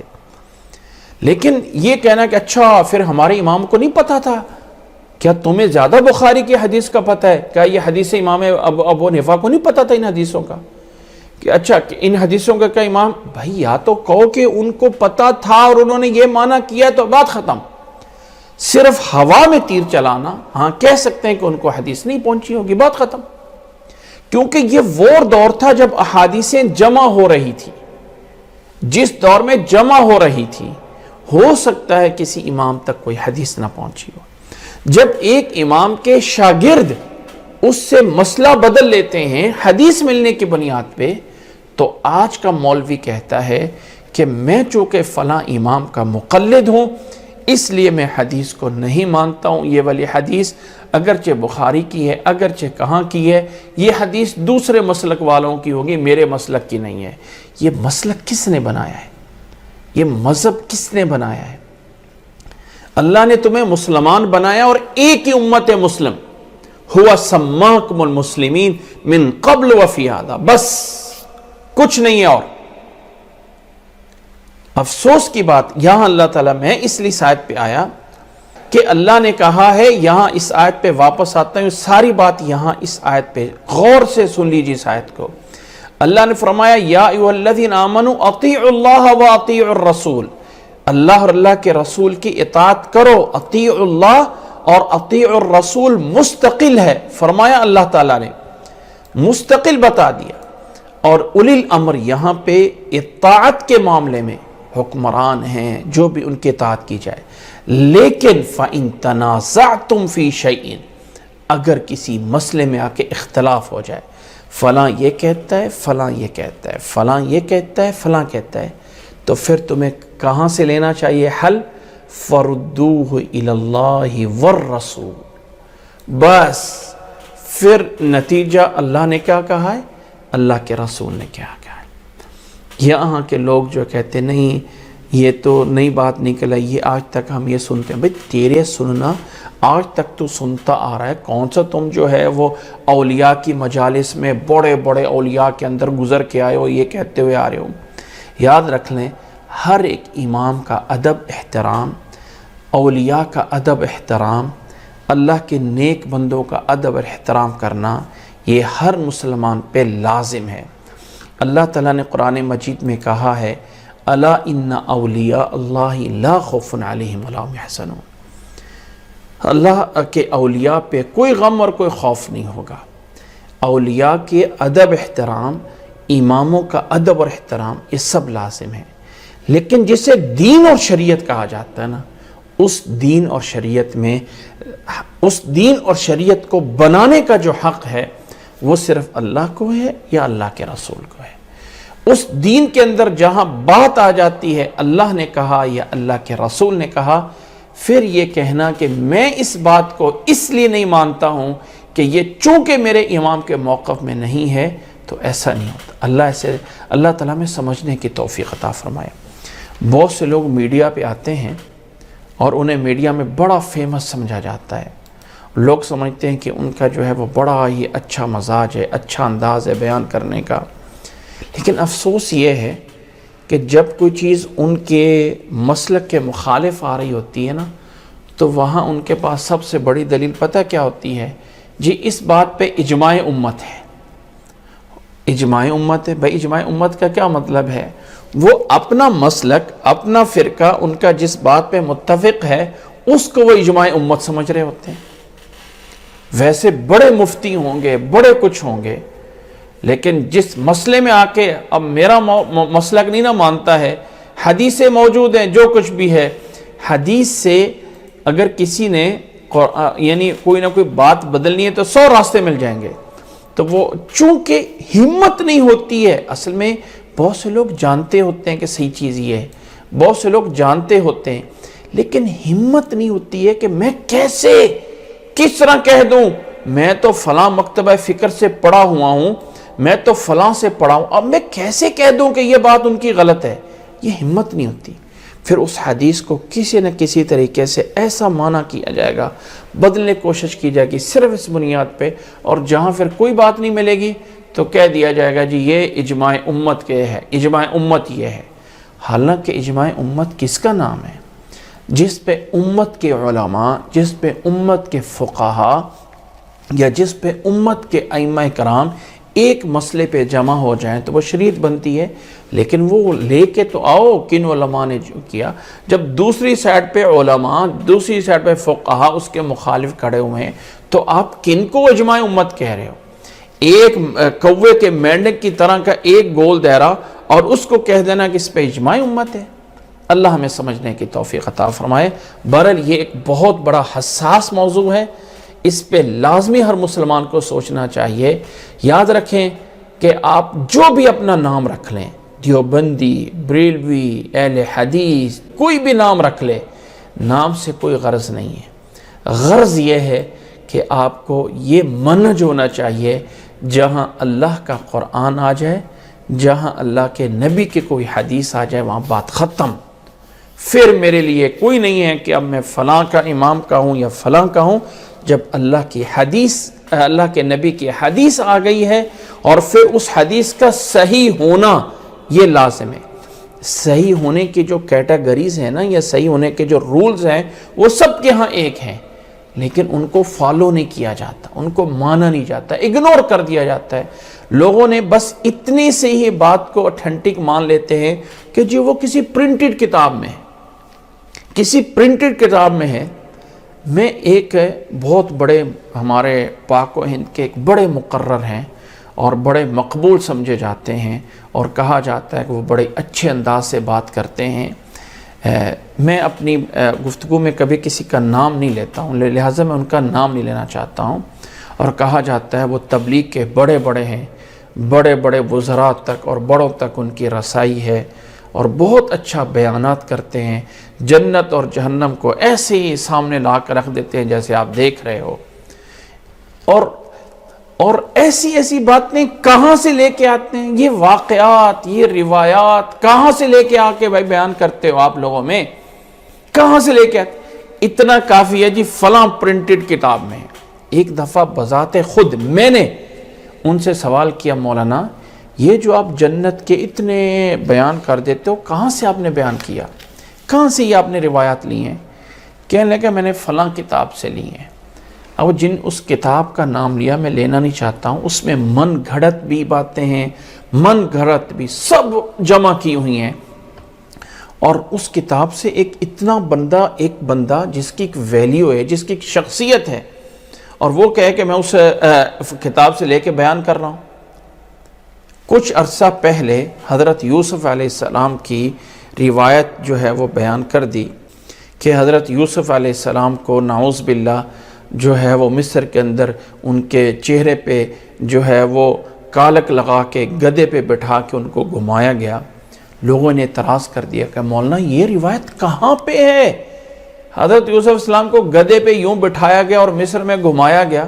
وہ یار جن چیزوں کو اللہ نے قرآن مجید نہیں بیان کیا، ان کی تفصیلات میں جانے کی ضرورت ہی نہیں ہے۔ ہاں اگر حضرت یوسف علیہ السلام کا اتنا تفصیل کے ساتھ واقعہ موجود ہے تو ان سے کسی نے پوچھا کہ یہ آپ نے کہاں سے لیا؟ تو اس کا جواب دیتے ہوئے کتابوں کا حوالہ کر دیا، جی اس روایت کو تو طبرانی نے نقل کیا، اس کو فلاں نے کیا۔ بھئی نقل کر دینا کافی نہیں ہے، نقل کر دینا کافی نہیں۔ یہ دیکھو کہ نقل کرنے کے بعد اگر صاحب کتاب اس کو کہہ رہا ہے کہ یہ غلط بات ہے، اور آپ اس کو اٹھا کے لوگوں کے سامنے بیان کر رہے ہو، تو اس کتاب والے کا کیا قصور ہے؟ اگر میں ایک مثال دے رہا ہوں، اگر امام بخاری لکھے کہ لوگوں فلاں چیز جو ہے وہ حرام ہے، اور کوئی دوسرا اسی چیز کو اٹھا کے کہہ دے او یہ چیز تو جائز ہے، دیکھو حدیث میں موجود، بخاری میں اس کا ذکر موجود ہے۔ بھائی بخاری میں ذکر تو اس کے حرام ہونے کا ہے، تم نے جائز ہونے کا کہاں کہہ دیا؟ جن لوگوں نے شراب کو جائز کیا ہے نا، شراب کو جائز کیا ہے، وہ کہتے ہیں جی اللہ تعالیٰ نے قرآن مجید میں کہا ہے رحیق مختوم مہر لگی شراب ہوگی، تو شراب کا تو قرآن میں تذکرہ موجود ہے، یہ حرام کیسے ہو سکتی ہے؟ یہ تو جنتیوں کے دی جائے گی، یہ حرام دنیا میں کیسے ہو سکتی ہے؟ یعنی اس حد تک جب انسان چلا جاتا ہے کہ اپنے بیان کو لذت والا بنانے کے لیے، اپنی گفتگو کو لذت والا بنانے کے لیے ہر رطب و یابس، ہر گری پڑی بات کو اٹھا کے لوگوں میں تھوپ دینا، یہاں تک جب انسان گر جاتا ہے لوگوں کے ہاں تو بڑا بن جاتا ہے۔ لوگ ہمیشہ انوکھی بات سننے کے جو ہے وہ ہوتے ہیں کہ ہمیں انوکھی بات جو ہے وہ بتائی جائے، لوگ ہمیشہ انوکھی بات سننا چاہتے ہیں، کوئی نئی چیز لے کے آؤ۔ وہ لوگوں تو عوام تو ہے، عوام کل عوام کہا جاتا ہے کہ عوام الناس تو ایک جانوروں کی طرح، جو اس کو بتا دو وہ کہہ دیں گے۔ جمعے کے خطبے میں بھی اگر کوئی خطیب بول دے لوگوں آج جو ہے وہ منڈے کا دن ہے، تو لوگ کہہ دیں گے سبحان اللہ، بھئی جمعے کا خطبہ دے رہا ہے، کہاں منڈے کا دن یا منگل کا دن آ سکتا ہے؟ افسوس اس بات پہ آتا ہے کہ یعنی حدیث جب صحیح ملے جہاں سے، لیکن حدیث کا صحیح ہونا لازم ہے۔ کوئی نام رکھ لیں اپنا، چاہے آپ حنفی ہیں، چاہے آپ مالکی ہیں، چاہے آپ شافعی ہیں، چاہے آپ حنبلی ہیں، چاہے سلفی ہیں، چاہے جو بھی ہیں، اتنا کافی ہے کہ منہج یہ ہے جب اللہ کا قرآن مل جائے، جب نبی کا فرمان مل جائے، پھر بات ختم۔ پھر یہ نہیں ہے کہ میرا امام، میرا مولوی، میرا مسلک، میری رائے، امت کا شرازہ اسی لیے بکھرا ہوا ہے۔ بہرحال اس بات کو سمجھنا لازم ہے اور ضروری کہ اللہ تعالیٰ نے فرمایا فَرُدُّوهُ إِلَى اللَّهِ وَالرَّسُولِ، پھر اللہ تعالیٰ نے آگے یعنی ایک واسطہ دے کے کہا اِن كُنتُمْ تُؤْمِنُونَ بِاللَّهِ، فرمایا اے لوگو اگر ایمان لاتے ہو اللہ پہ اور آخرت پہ دن پہ تو تمہیں ایسا کرنا ہوگا۔ اگر تمہارا ایمان ہے آخرت کے دن پہ، اگر تمہارا ایمان ہے اللہ پہ اور آخرت کے دن پہ، تو تمہیں ایسا ہی کرنا ہوگا۔ ان کنتم تؤمنون باللہ والیوم الآخر ذالک خیر واحسن تأویلا، اللہ نے فرمایا یہی وہ صحیح راستہ ہے، یہی وہ صحیح منہج ہے، اور یہی چیز ہے آخرت کے لحاظ سے، انجام کے لحاظ سے بہتر۔ لہٰذا اس آیت کو سمجھیں، اس آیت کے اوپر ہمیں ایمان ہونا چاہیے، اطاعت سب کی ہے، اور اسی طرح جیسے میں نے بتایا احترام سب کا ہے۔ کسی ولی کے ہم مخالف نہیں ہیں، کسی بزرگ کو برا بھلا نہیں کہا جائے گا۔ ایک فرقہ تو نکل گیا سیدھا بزرگوں کو ماننے کے بجائے بزرگوں کی ہی پوجا کرو، جاؤ ان کی قبروں پہ چڑھاوے چڑھاؤ، جاؤ ان کی قبروں کو جا کے سجدہ کرو، جاؤ ان کی قبروں سے جا کے مانگو، اتنا بڑھا دیا کہ لو سیدھا ہے ہی، بات ختم۔ اور ایک فرقے نے کہا بس جو ان بزرگوں نے کہہ دیا وہ ہمارے لیے حرف آخر ہو گئی ہے، اب نہ ہمارے لیے حدیث ہے۔ حدیث کو پڑھتے بھی ہیں لیکن صرف اور صرف ایک بطور تبرک کے، برکت کے لیے۔ اصل یہ ہے کہ جو میرے امام نے کہہ دیا وہ ماننا ہے۔ اللہ تعالیٰ ہمیں ان تمام چیزوں کو سمجھنے کی اور اللہ تعالیٰ ہمیں اعتدال اور صحیح راستے پہ لے کے آئے۔ آگے اللہ نے فرمایا الم تر الی الذین یزعمون انہم آمنوا بما انزل الیک وما انزل من قبلک یریدون ان یتحاکموا الی الطاغوت وقد امروا ان یکفروا بہ۔ اللہ تعالیٰ نے فرمایا کہ اے نبی صلی اللہ علیہ وسلم، کیا آپ نے ایسے لوگوں کو دیکھا ہے جن کا دعویٰ یہ ہے کہ انہم آمنوا بما انزل الیک وما انزل من قبلک، کہ ایمان لائے آپ پر اور جو کچھ نازل کیا آپ سے پہلے اس پہ ایمان لائے۔ کچھ منافق ایسے بھی تھے جو ایمان لائے اللہ پہ اور اللہ کے رسول پہ، کہتے تھے بظاہر دعویٰ کرتے تھے یریدون ان یتحاکموا الی الطاغوت، وہ جو ہے وہ جا کے فیصلہ دوسروں سے کروانا چاہتے ہیں تاکہ ان کے حق میں فیصلہ ہو جائے، اس لیے جا کے فیصلہ کرواتے ہیں۔ وقد امروا ان یکفروا بہ، جبکہ انہیں حکم دیا گیا ہے کہ طاغوت کے ساتھ کفر کریں۔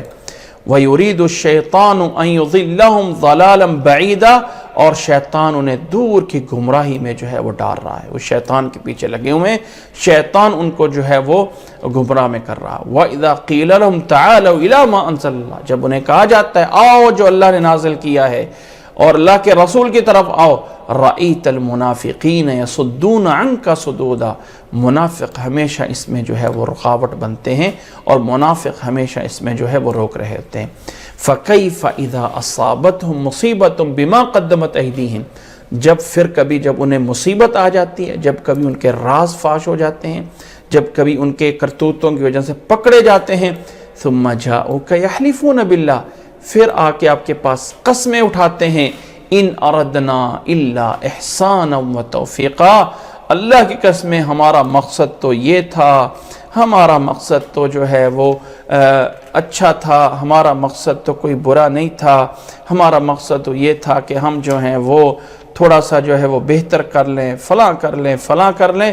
اللہ نے فرمایا اولئک الذین یعلم اللہ ما فی قلوبہم، اللہ تعالیٰ جانتا ہے ان کے دلوں میں کیا ہے، اللہ تعالیٰ سے کوئی چیز چھپا نہیں سکتے ہیں۔ فَأَعْرِضْ عَنْهُمْ وَعِظْهُمْ، آپ ان کو اگنور کیجئے، دفع کیجئے۔ اس کو سادہ سے پنجابی میں ترجمہ کرتے تھے ہمارے استاد کہ دفع کرو انہوں جتھے جاندے جاون دیو۔ وعظہم اور نصیحت کرتے رہیں، نصیحت سے آپ نہ رکیں، وقل لہم فی انفسہم قولا معروفا، ان کو ان کے اپنے بارے میں ایک قولا بلیغا، ایک گہرائی والی بات، ان کو ایک گہرے انداز سے ان کو سمجھاتے رہو، اور جس طرح تم مطلب کے لیے اپنے مطلب کی چیز پکڑتے ہو اور مطلب کی چیز جو ہے وہ نہیں پکڑتے ہو، تو ان چیزوں سے باز آ جاؤ۔ آگے فرمایا وَمَا أَرْسَلْنَا مِن رَّسُولٍ إِلَّا لِيُطَاعَ بِإِذْنِ اللَّهِ، ہم نے رسول اس لیے بھیجا ہے تاکہ ان کی اطاعت کی جائے، ہم نے رسول بھیجا ہی اس لیے ہے تاکہ رسولوں کی اطاعت کی جائے، رسولوں کو مانا جائے، اس لیے ہم رسول بھیجتے ہیں۔ وَلَوْ أَنَّهُمْ إِذ ظَلَمُوا أَنفُسَهُمْ جَاءُوكَ فَاسْتَغْفَرُوا اللَّهَ وَاسْتَغْفَرَ لَهُمُ الرَّسُولُ لَوَجَدُوا اللَّهَ تَوَّابًا رَحِيمًا، اگر وہ لوگ اپنی جانوں پہ ظلم کر لیں اور ظلم کرنے کے بعد اللہ سے معافی مانگ لیتے، اللہ کے رسول سے آ کے معافی مانگ لیتے، اللہ کے رسول سے استغفار کروا لیتے، لَوَجَدُوا اللَّهَ تَوَّابًا رَحِيمًا، تو اللہ تعالیٰ کو تواب اور رحیم پاتے، اللہ تعالیٰ کو معافی قبول کرنے والا، رحم کرنے والا پاتے۔ فَلَا وَرَبِّكَ لَا يُؤْمِنُونَ حَتَّى يُحَكِّمُوكَ فِي مَا بَيْنَهُمْ، فرمایا تیرے رب کی قسم، فَلَا وَرَبِّكَ، تیرے رب کی قسم، لا یؤمنون، یہ ہرگز ایمان نہیں لا سکتے، ہرگز انہیں مومن نہیں سمجھا جا سکتا، یہاں تک کہ حتیٰ یحکموک فیما شجر بینہم، نمبر ایک، پہلی شرط، یہاں تک کہ آپ کو حاکم، فیصلہ کرنے والا، قاضی، جج آپ کو بنا لیں ان معاملوں میں جن میں ان کا آپس میں اختلاف ہے، پہلی بات۔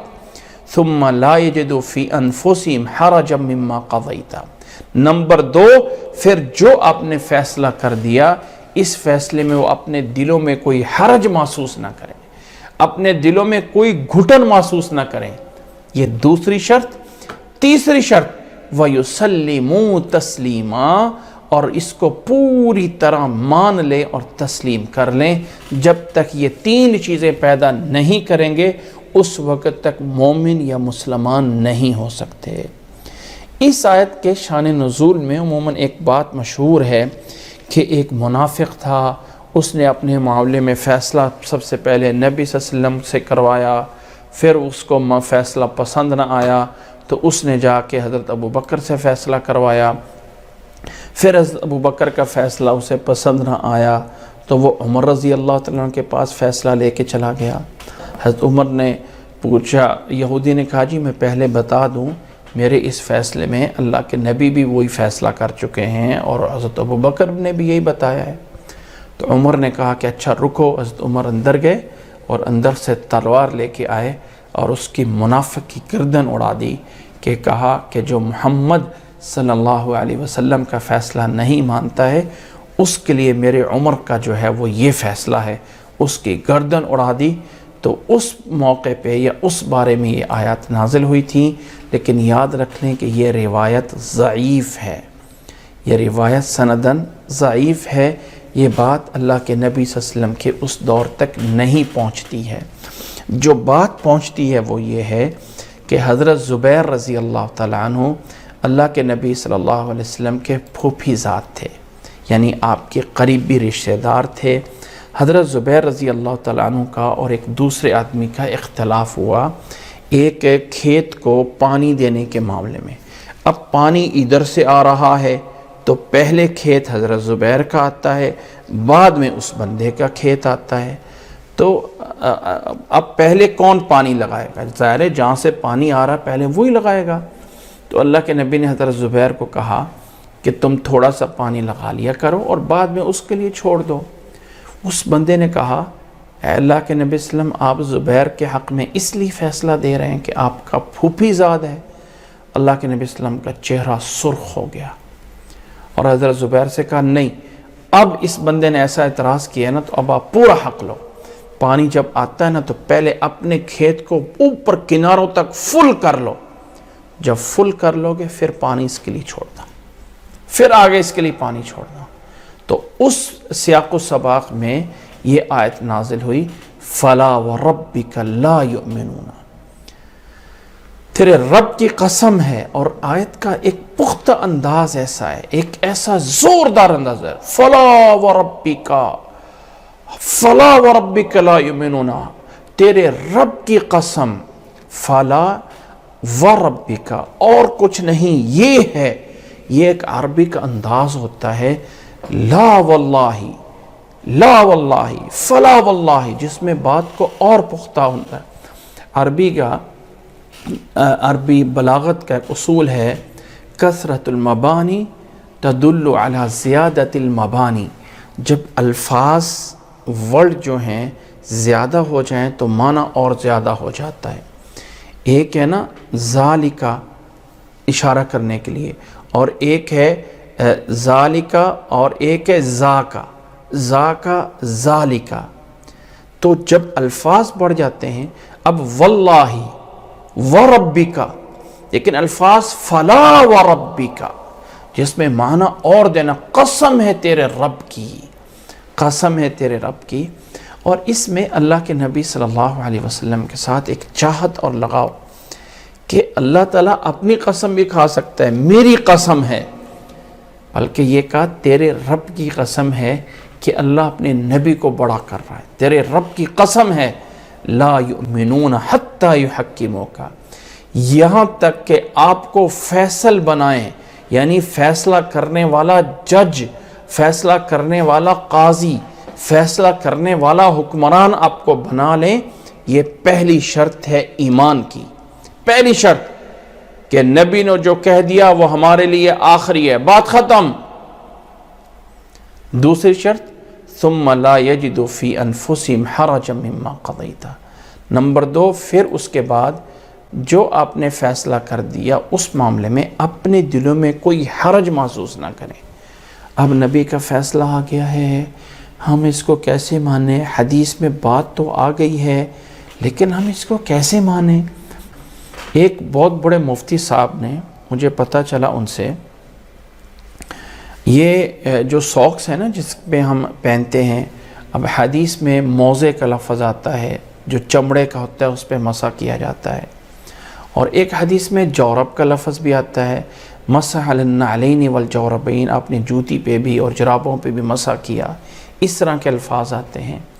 ایک مفتی صاحب تھے، وہ کسی دوسرے اپنے آپ کو شو کرتے تھے، دوسرے مسلک تھے، تو کہتے ہیں یار حدیث میں تو موجود ہے کہ اللہ کے نبی صلی اللہ علیہ وسلم نے جورب پہ اور اس پہ مسح کیا. اب دل بھی مانتا ہے لیکن بات میں کھل کے کر نہیں سکتا ہوں، چونکہ میں فلاں مسلک کا مفتی ہوں. اللہ تعالیٰ میں ہدایت ہے. تو بات یہ ہے کہ جب اللہ کے یا اللہ کے نبی کی طرف سے فیصلہ آ جائے تو اپنے دلوں میں کوئی حرج محسوس نہ کریں. مما قضیت، جو فیصلہ کیا، وَيُسَلِّمُوا تَسْلِيمًا، اور تسلیم کر لیں، اس کو صحیح طرح تسلیم کرنا. جب تک یہ پورا نہیں ہوتا ہے اس وقت تک مومن نہیں ہے. وَلَوْ أَنَّا كَتَبْنَا عَلَيْهِمْ أَنِ اقْتُلُوا أَنفُسَكُمْ أَوِ اخْرُجُوا مِنْ دِيَارِكُمْ مَا فَعَلُوا إِلَّا قَلِيلٌ مِّنْهُمْ. وہ اللہ تعالیٰ نے کوئی سخت اتنے حکم دیے نہیں ہیں. اللہ نے فرمایا اگر ہم ان کے اوپر یہ لکھ دیتے کہ اپنے جو ہے اپنے آپ کو قتل کرو، اگر ہم ان کو یہ دیتے کہ اپنے آپ کو قتل کرو، ان اقتلوا انفسکم او اخرجوا من دیارکم، یا اپنے گھروں سے نکل جاؤ، تو ما فعلوه الا قلیل منہم، تھوڑے سے لوگ جو ہے وہ کرتے، تھوڑے سے اس بات پہ عمل کر سکتے. ولو انہم فعلوا ما یوعظون به، لیکن جو نصیحت کی جاتی ہے اگر اس پہ وہ عمل کرے، ما یوعظون به لکان خیر لہم واشد تثبیتا، اگر ان نصیحتوں پہ وہ عمل کر لیں تو کتنا ہی ان لوگوں کے لیے بہتر ہو جائے، کتنا ہی نصیحت ماننی ان کے لیے جو ہے وہ بہتر ہو جائے.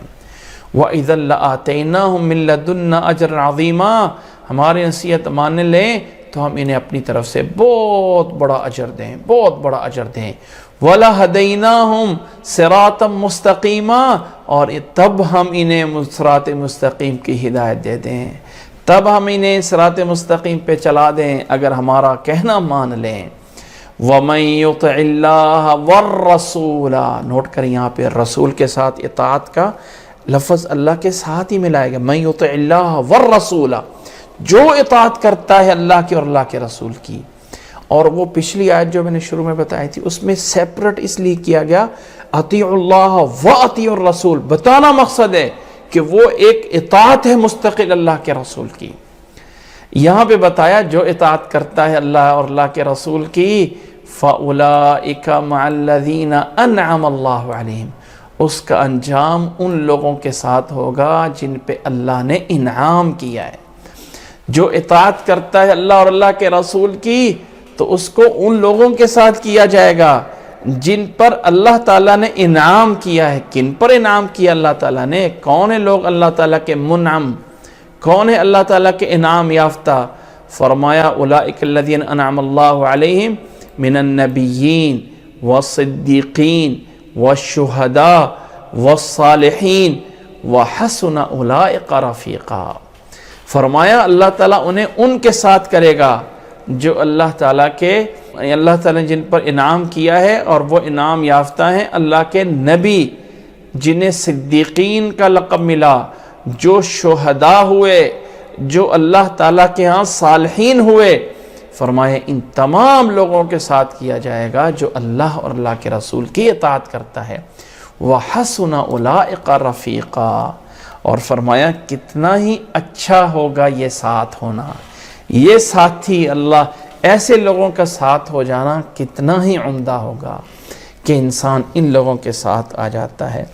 رسول اللہ صلی اللہ علیہ وسلم کی ایک حدیث امام بخاری رحمہ اللہ نقل کی ہے کہ آپ صلی اللہ علیہ وسلم نے فرمایا المرء مع من احبہ، آدمی انہی لوگوں کے ساتھ اٹھایا جائے گا جن کے ساتھ وہ محبت کرتا ہے۔ حضرت انس فرماتے ہیں کہ اللہ کے نبی صلی اللہ علیہ وسلم کے صحابہ کو جتنی خوشی یہ حدیث سن کے ہوئی نا، اتنی خوشی ہوئی کہ اسلام لانے کے بعد یہ بہت بڑی خوشی سمجھی گئی، کیونکہ ہم محبت کرتے ہیں اللہ کے رسول کے ساتھ تو ہمارا ان کے ساتھ ہی انجام ہوگا۔ المرء مع من احبہ۔ اللہ کے نبی صلی اللہ علیہ وسلم کے پاس ایک آدمی اور کہنے لگا اللہ کے نبی صلی اللہ علیہ وسلم میں آپ سے ایک سوال کرتا ہوں، اسألک مرافقتک فی الجنہ، میں جنت میں آپ کا ساتھ مانگتا ہوں، جنت میں مجھے آپ کا ساتھ دیا جائے۔ آپ صلی اللہ علیہ وسلم نے فرمایا تھا فَإِنِّي عَلَىٰ كَثْرَةِ السُّجُودِ، تو پھر اللہ کے آگے کثرت کے ساتھ سجدے کیا کر، کثرت کے ساتھ سجدے کر کے دعا کیا کر۔ تو اللہ تعالیٰ یعنی انسان کو دلی لحاظ سے تعلق ہونا چاہیے، دلی لحاظ سے ایک جھکاؤ ہونا چاہیے، اور اس چیز کا اظہار ہونا چاہیے کہ میں محبت کرتا ہوں اللہ کے نبیوں سے، ان لوگوں سے جو صدیقین ہوئے، ان لوگوں سے جو شہداء ہوئے، ان لوگوں سے جو نیک ہوئے۔ انجام ایسے لوگوں کے ساتھ کیا ہوگا؟ وَحَسُنَ أُولَئِكَ رَفِيقًا۔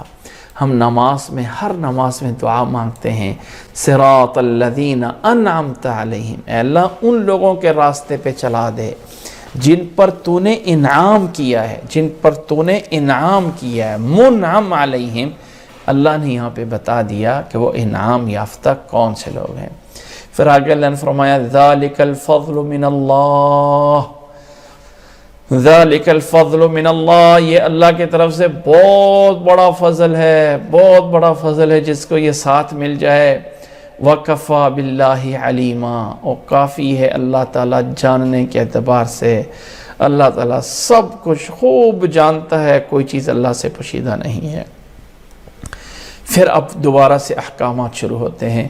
یا ایھا الذین آمنوا خذوا حذرکم فانفروا ثباتا او انفروا جمیعا، اے ایمان والو، اے مسلمانوں، اپنے بچاؤ کا سامان لے لو اور گروہ گروہ بن کر یا اکٹھے ہو کر نکلو اللہ کے راستے میں۔ یا ایھا الذین آمنوا خذوا حذرکم، اپنے بچاؤ کا سامان لو، اپنے احتیاط کا سامان لو۔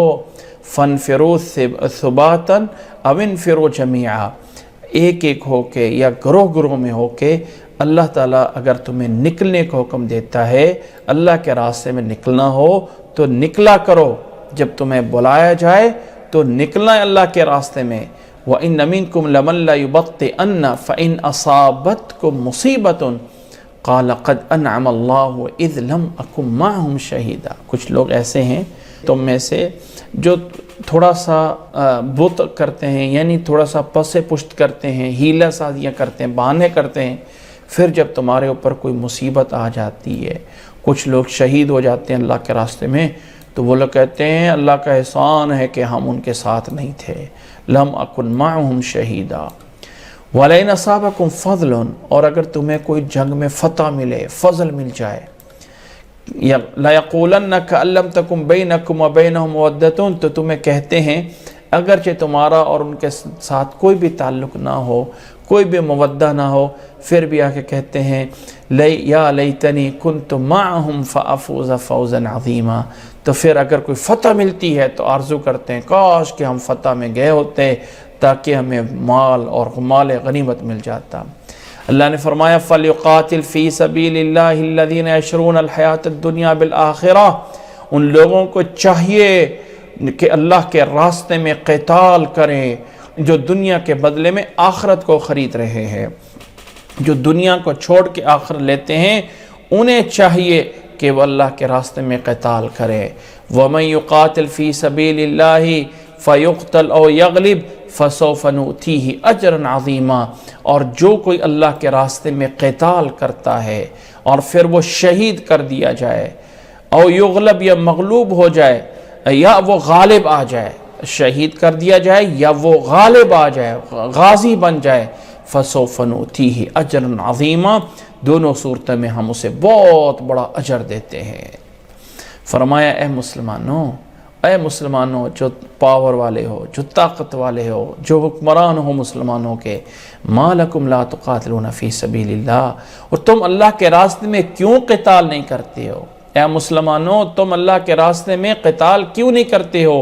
وَالْمُسْتَضْعَفِينَ مِنَ الرِّجَالِ وَالنِّسَاءِ، بہت سے ایسے مجبور لوگ ہیں، مرد اور عورتیں اور بچے، الَّذِينَ يَقُولُونَ، جو کہتے ہیں ربنا اخرجنا من هذه القرية الظالم اهلها، جو مجبور ہیں، ایسے مرد، ایسی عورتیں اور ایسے بچے جو اللہ تعالیٰ سے یہ کہہ رہے ہوتے ہیں اللہ ہمیں اس ظالم بستی سے نکال دے، اے اللہ ہمیں اس ظالم بستی سے نکال دے، وَاجْعَل لَّنَا مِن لَّدُنكَ وَلِيًّا، ہمیں اپنی طرف سے کوئی ہمارا کوئی دوست اور ہمارا مددگار بنا دے، وَاجْعَل لَّنَا مِن لَّدُنكَ نَصِيرًا، اللہ اپنی طرف سے ہمارا کوئی مددگار کر دے۔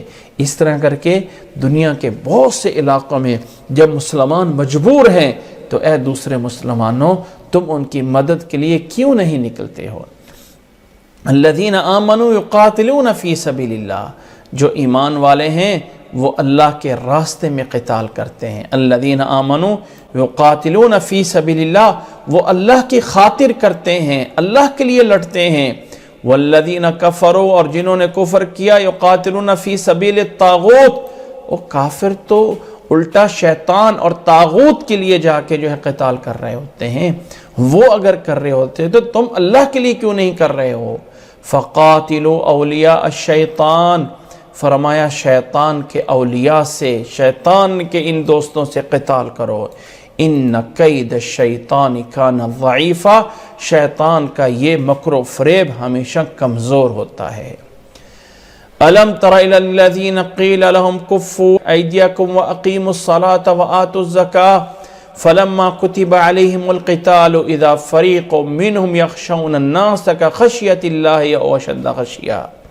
اللہ تعالیٰ نے فرمایا اے مسلمانوں تم میں سے کچھ ایسے لوگ بھی ہیں جنہیں مکہ میں تو کہا گیا تھا اپنے ہاتھوں کو روک کے رکھو، مکہ میں لڑائی نہ کرو اور نماز قائم کرو، زکوٰۃ ادا کرو۔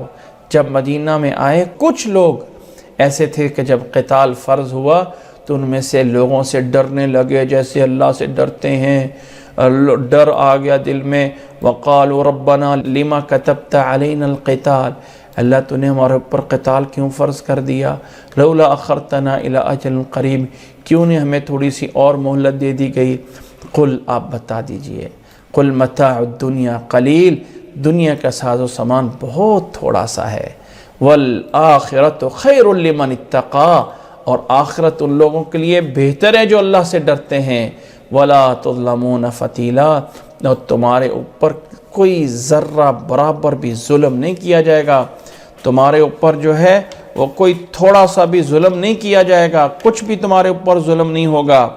ولا تظلمون، ایک دھاگے کے برابر، ایک فتیلہ، فتل کہتے ہیں وہ دھاگا جو بانٹا جاتا ہے، فتل کہتے ہیں بانٹنے کو، وہ جو دھاگے کو اوپر گھما گھما کے اس کے اوپر جو ہے وہ بنائے جاتے ہیں۔ اب تو مشینیں بن گئی ہیں، پہلے تو وہ چرخے ہوتے تھے، تو اس چرخے سے جو دھاگا بنایا جاتا تھا اس کو فتل کہتے تھے، فتیلہ۔ تو اتنا بھی تمہارے اوپر ظلم نہیں کیا جائے گا۔ اینما تکونوا یدرککم الموت ولو کنتم فی بروج مشیدہ، وہ لوگوں اللہ کے راستے میں قتال کرنے سے کیوں ڈرتے ہو؟ موت نے تو تمہیں آنا ہی آنا ہے، جہاں کہیں بھی چلے جاؤ، اگرچہ مضبوط بروج مشیدہ، مضبوط قلعوں میں چلے جاؤ، وہاں بھی موت آنی ہے، وہاں بھی تمہیں موت کی آنی ہے۔ وَإِن تُصِبْهُمْ حَسَنَةٌ يَقُولُوا هَٰذِهِ مِنْ عِنْدِ اللَّهِ، اگر کوئی اچھائی آ جائے، اگر کوئی مال مل جائے، مال غنیمت آ جائے، کہتے ہیں اللہ کی طرف سے۔ وَإِن تُصِبْهُمْ سَيِّئَةٌ يَقُولُوا هَٰذِهِ مِنْ عِنْدِكَ، اور جب کوئی تکلیف آتی ہے تو کہتے ہیں یہ تو ان کی وجہ سے ہے، یہ تو آپ کی وجہ سے ہے۔ قُلْ كُلٌّ مِّنْ عِنْدِ اللَّهِ، آپ بتا دیں نفع یا نقصان سب اللہ کی طرف سے ہوتا ہے۔ فَمَا لِهَٰؤُلَاءِ الْقَوْمِ لَا يَكَادُونَ يَفْقَهُونَ حَدِيثًا، اور ان لوگوں کو کیا ہو گیا ہے، کیوں نہیں بات سمجھ رہے؟ جو لوگ اس طرح کر کے سست ہوئے ہیں وہ کیوں نہیں بات سمجھ رہے؟ مَا أَصَابَكَ مِنْ حَسَنَةٍ فَمِنَ اللَّهِ، وہ لوگوں جو بھی اچھائی آتی ہے وہ سب کچھ اللہ کی طرف سے ہوتا ہے، جو بھی تمہیں اچھائی ملتی ہے وہ اللہ تعالیٰ کا احسان ہوتا ہے۔ وَمَا أَصَابَكَ مِن سَيِّئَةٍ فَمِن نَفْسِكَ، اور جو تمہارے اوپر کوئی مصیبت آتی ہے تو وہ تمہارے اعمال کی وجہ سے ہوتی ہے، تمہارے نفسوں کے برے کاموں کی وجہ سے ہوتی ہے۔ مَا أَصَابَكَ مِنْ حَسَنَةٍ فَمِنَ اللَّهِ وَمَا أَصَابَكَ مِنْ سَيِّئَةٍ فَمِن نَفْسِكَ، تیرے نفس یعنی تیرے اعمال، تیرے اعمالوں کے برے اعمال اور کرتوتوں کی وجہ سے تمہارے اوپر مصیبت آتی ہے۔ یاد رکھ لے میرے بھائی، اچھائی یا برائی، نیکی یا اچھا حالت یا بری حالت، دونوں ہی دینے والا اللہ ہے، دونوں ہی اللہ کی طرف سے ہے، لیکن اچھائی کی نسبت اللہ کی طرف کرنی چاہیے اور برائی کی نسبت اللہ کی طرف کرنا جائز نہیں ہے۔ اللہ نے مجھے بیمار کر دیا ہے، ایسا نہیں کہنا چاہیے۔ اللہ نے میرے پہ مصیبت ڈال دی، ایسا نہیں کہنا چاہیے۔ کہنا چاہیے میرے برے اعمال کی وجہ سے میرے پہ یہ مصیبت آئی ہے، کرنے والا اللہ ہے۔ لیکن ادب کا تقاضا یہ ہے کہ جو اچھائی ہو وہ اللہ کے فضل سے مجھے یہ ملا ہے، میرے برے اعمال سے میرے اوپر یہ ہوا ہے، تو انسان کو برائی کی نسبت اللہ کی طرف کرنا جائز نہیں۔ اور یہ بات سورۃ فاتح میں بھی ہم نے جانی تھی کہ اللہ تعالیٰ سے کہا صراط الذین انعمت علیہم، اللہ راستہ ان لوگوں کا جن پر تو نے انعام کیا۔ اور جب غضب اور کی بات آئی فرمایا غیر المغضوب، یہ نے کہا غیر الذین اغضبت علیہم، ان لوگوں کے علاوہ جن پر تو نے غضب کیا، نہیں، ان لوگوں کے علاوہ جن پر غضب کیا گیا۔ تو برائی کی نسبت جو ہے وہ انسان کو اللہ کی طرف نہیں کرنی چاہیے۔ فرمایا وَأَرْسَلْنَاكَ لِلنَّاسِ رَسُولًا، ہم نے آپ کو لوگوں کے لیے رسول بنا کے بھیجا ہے۔ وَكَفَى بِاللَّهِ شَهِيدًا، اور اللہ تعالیٰ کافی ہے گواہ ہونے کے اعتبار سے، اللہ تعالیٰ کافی ہے، گواہی وہ دے رہا ہے، وہ جانتا ہے۔ مَن يُطِعِ الرَّسُولَ فَقَدْ أَطَاعَ اللَّهَ، مَن يُطِعِ الرَّسُولَ فَقَدْ أَطَاعَ اللَّهَ، جو اللہ کے رسول کی اطاعت کرتا ہے اس نے گویا کہ اللہ کی اطاعت کر لی۔ فَمَا أَرْسَلْنَاكَ عَلَيْهِمْ حَفِيظًا، جو اللہ کے رسول کی اطاعت کرتا ہے اس نے اللہ کی اطاعت کی۔ یہاں پہ اللہ کے رسول کی اطاعت کو اللہ کی اطاعت کا حصہ قرار دیا گیا۔ اب اگر کوئی انسان کہتا ہے نا میں قرآن کو مانتا ہوں حدیث کو نہیں مانتا ہوں، یہ حدیث میں جو ہے وہ انداز ایسا اختیار کرنا کہ لفظوں سے تو کوئی نہیں کہتا میں حدیث کو نہیں مانتا ہوں، لیکن ہیلے سازی کر کے حدیثوں سے جان چھڑانا۔ یہاں پہ میں کچھ ایسی شخصیت کا ضرور نام لے لینا چاہتا ہوں تاکہ لوگ جو ہیں اس سے جو ہے وہ بچے۔ جاوید احمد غامزی جیسے جو لوگ حدیثوں سے جان چھڑاتے ہیں اور ہر چیز کو ایک نیچرل اور سائنس پہ فٹ کرنے کی کوشش کریں گے، معجزہ جو ہے وہ موسیٰ علیہ السلام کا وہ بھی دریا کا پیچھے ہونا اصل میں مد و جزر تھا، دریا پیچھے ہو گیا۔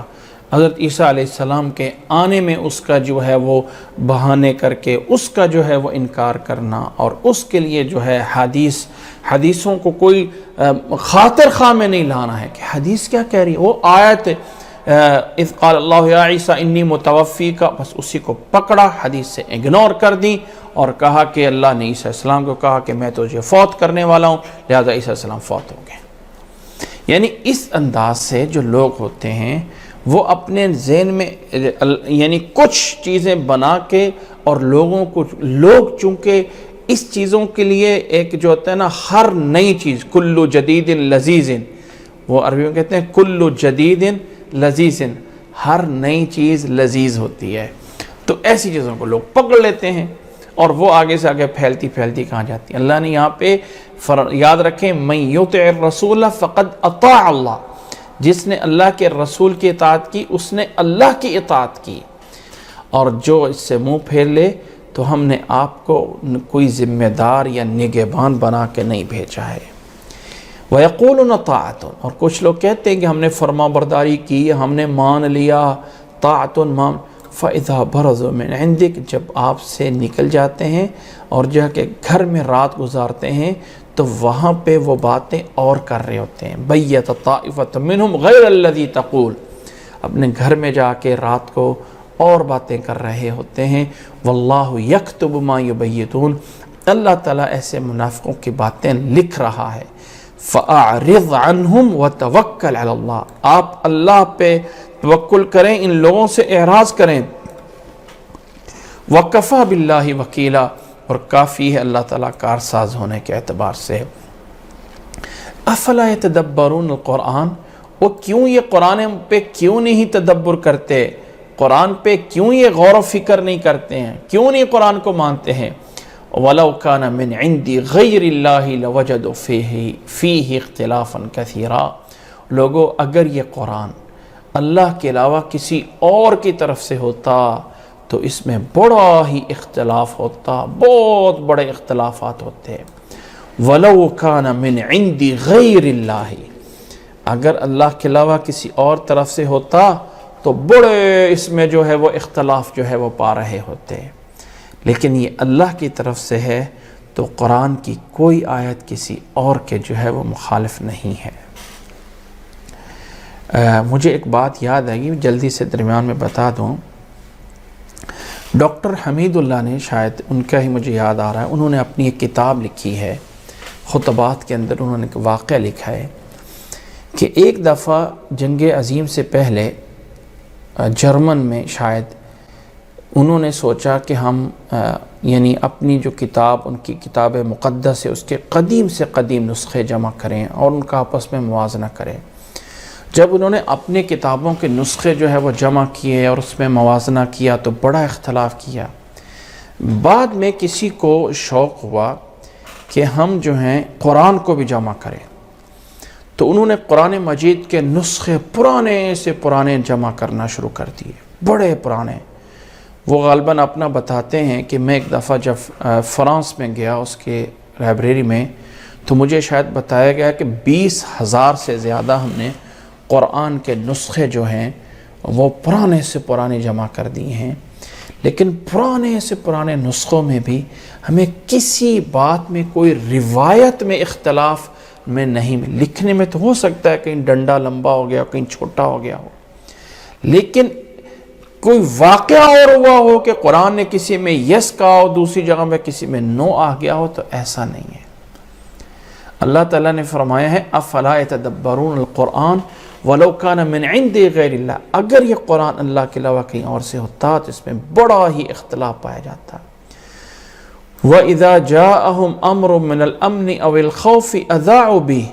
اچھا، یہاں پہ اے مسلمانوں یہ اگلا حکم لازمی سن لیجئے، یہ میرے اور آپ کے لیے بہت بڑا حکم ہے، اور آج کل کے خاص طور پہ میڈیا پہ بیٹھنے والوں کے لیے، اللہ کے لیے یہ جتنا میڈیا ہے، اگر اس آیت کو سامنے رکھ لے، اس آیت کو سامنے رکھ لے اور آج کل کے جو برائے نام بنے ہوئے سینسر بورڈ ہیں، اگر یہ لوگ اس آیت کو سامنے رکھیں کہ اللہ نے حکم کیا دیا ہے، اسی سورۃ النساء کی آیت نمبر 83 میں وَإِذَا جَاءَهُمْ أَمْرٌ مِّنَ الْأَمْنِ أَوِ الْخَوْفِ، جب کوئی معاملہ امن کا یا خوف کا آتا ہے، نوٹ کریں اس بات کو، کوئی امن کا یا خوف کی بات آئی تو منافقوں کی نشانی یہ ہے اذاعوہ، اس کو فوری لوگوں میں پھیلا دیتے ہیں، اور میڈیا سمجھتا ہے یہ ہمارا حق ہے، ہم جو ہے لوگوں تک پل پل کی خبر دیں۔ جب کوئی معاملہ امن یا خوف کا آتا ہے، چاہے وہ امن کا اچھی خبر ہے یا بری خبر ہے، اس کو پھیلانے سے پہلے اللہ نے فرمایا وَلَوْ رُدُّوهُ إِلَى الرَّسُولِ وَإِلَىٰ أُولِي الْأَمْرِ مِنْهُمْ، اگر اس معاملے کو پہلے اللہ کے رسول کی طرف یا ان لوگوں کی طرف جو صاحب امر ہیں، یعنی صاحب اقتدار یا صاحب معاملہ ہیں یا وہ سمجھ رکھنے والے ہیں، ان تک وہ معاملہ لے کے جائیں، لَعَلِمَهُ الَّذِينَ يَسْتَنبِطُونَهُ مِنْهُمْ، تو جو معاملات میں فہم و فراست رکھ کے معاملات نکالتے سمجھتے ہیں وہ اس کو سمجھ لیتے تو زیادہ بہتر ہے۔ وَلَوْ رُدُّوهُ إِلَى الرَّسُولِ وَإِلَىٰ أُولِي الْأَمْرِ مِنْهُمْ لَعَلِمَهُ الَّذِينَ يَسْتَنبِطُونَهُ مِنْهُمْ، یہ تو اس سے بہتر ہوتا کہ کسی بھی معاملے کو اچھے یا برے کو لوگوں میں پھیلانے سے پہلے یہ سوچا جائے کہ اس معاملے کا لوگوں میں بتانا بہتر ہے یا بہتر نہیں ہے، بتانا صحیح ہے یا بتانا صحیح نہیں۔ نوٹ کریں یہ سپارہ جو آگے شروع ہو رہا ہے نا، یہ 5ویں سپارے پہ ہم چل رہے ہیں، اگلے سپارے کی پہلی آیت یہ ہے لا يحب اللہ الجہر بالسوء، کسی بھی برائی کو عام پھیلانا اللہ کو پسند نہیں ہے کہ انسان کہے جی میں تو پہلی خبر دے رہا ہوں فلاں جگہ پہ اتنا بڑا ایکسیڈنٹ ہو گیا، اتنے ہزار لوگ مر گئے، اتنے لوگ جل گئے۔ بھائی اس سے آپ کیا لوگوں کو بتانا چاہتے ہو؟ کیا لوگوں کو بتانا چاہتے ہو؟ کیا اس بات کی وجہ سے لوگ اچھے ہو جائیں گے؟ کیا اس بات کی وجہ سے لوگ برے ہو جائیں گے؟ یہ مقصد نہیں ہے، آپ وہ چیز بتائیں جو لوگوں کے لیے فائدہ مند ہے، اور بعض دفعہ اتنا بڑا بنایا جاتا ہے۔ میں اپنا ایک واقعہ بتاتا ہوں، ایک دفعہ میڈیا پہ خبر چل رہی کہ فلاں جگہ پہ بم دھماکہ ہو گیا ہے اور لوگ جو ہے اور بہت بڑا بم دھماکہ ہو گیا ہے، ابھی تک کسی کے مرنے کی تو کوئی اطلاع نہیں ہے لیکن دھماکہ بہت بڑا ہو گیا ہے۔ اتفاقاً سیم اسی جگہ پہ میرا اپنا قریبی رشتہ دار، میرا جو ہے ایک بھانجا وہیں پہ اسی جگہ پہ پہنچا ہوا تھا، میں نے فوری اس کو فون کیا کہ بھائی یہاں اس چوک میں سنا ہے کہ ابھی کوئی بم پھٹ گیا ہے، کوئی دھماکہ ہو گیا ہے۔ کہنے گا ماموں اللہ کی قسم کچھ نہیں ہوا، ایک بندے کا گیس سلنڈر تھا وہ جو ویلڈنگ کرتا ہوا ہے، اس کا پائپ پھٹ گیا ہے، تھوڑا سا پٹاخہ ہوا ہے تو لوگوں نے کہا جی کوئی دھماکہ ہو گیا ہے۔ نعوذ باللہ من ذالک، یعنی ایک خبر بنانے کے لیے، لوگوں کو نئی بات سنانے کے لیے ایسا ایسا جھوٹ بولا جاتا ہے، ایسا ایسا جھوٹ جو ہے وہ بنائے جاتے ہیں، اور ایسے ایسے الزام تراشیاں کی جاتی ہیں کہ بات کا پتنگڑ بنانا، اور اس کو سمجھا جاتا ہے کتنا اچھا، کتنے اچھے۔ کچھ ایسے لوگ ہیں جنہیں ہمارے میڈیا پہ بٹھایا جا رہا ہوتا ہے، جن کی یعنی بات جو ہے، جن کی یعنی ان کی ذات خود کوئی ویلیو نہیں ہے، ایک گھٹیا کردار کے مالک لوگ، لیکن ان کو اس لیے بٹھایا جاتا ہے کہ وہ باتیں اتنی بنا لیتے ہیں، باتوں کا پتنگڑ بنا لیتے ہیں۔ نعوذ باللہ، جنہیں جو ہے جنہوں نے کبھی اسلام کا نام نہیں لیا ہوتا، رمضان میں ان کو جو ہے وہ اسلام کی نشریات پہ ان لوگوں کو جا کے بٹھا دیا جاتا ہے۔ یہ سب کچھ غلط ہے۔ اللہ نے فرمایا یہاں پہ اس آیت میں وہ لوگوں برائی پھیلانے سے کوئی جو ہے معاشرہ اچھا نہیں بن رہا ہوتا۔ جو ترقی یافتہ اس وقت بھی دنیا میں ممالک ہیں نا، جو اس وقت بھی ترقی یافتہ ممالک ہیں، ان میں بھی آپ کو خبر دینے سے پہلے 100 دفعہ سوچنا پڑتا ہے کہ یہ اگر سے سچا واقعہ ہم اس کی خبر دیں یا نہ دیں۔ جس کو ہم سینسر بورڈ یہاں بنائے ہوتے ہیں ان کو کوئی صحیح معنی میں ایکٹیو کیا جائے، اور ان میں وہ لوگ لگائے جائیں جو ایک کے سمجھتے ہوں دین کو بھی کہ کون سی خبر دینی ہے کون سی نہیں بھی دینی ہے۔ اور یہ جو میڈیا پہ خبریں دینے والے ہوتے ہیں ان کو بھی ایک لگام دینی چاہیے۔ اللہ نے فرمایا اذا جاء امر من الامن او الخوف اذاعوا بی، یہ منافقوں کی علامت ہے، جب بھی کوئی امن یا خوف کی بات آئی فوری اس کو پھیلا دیا۔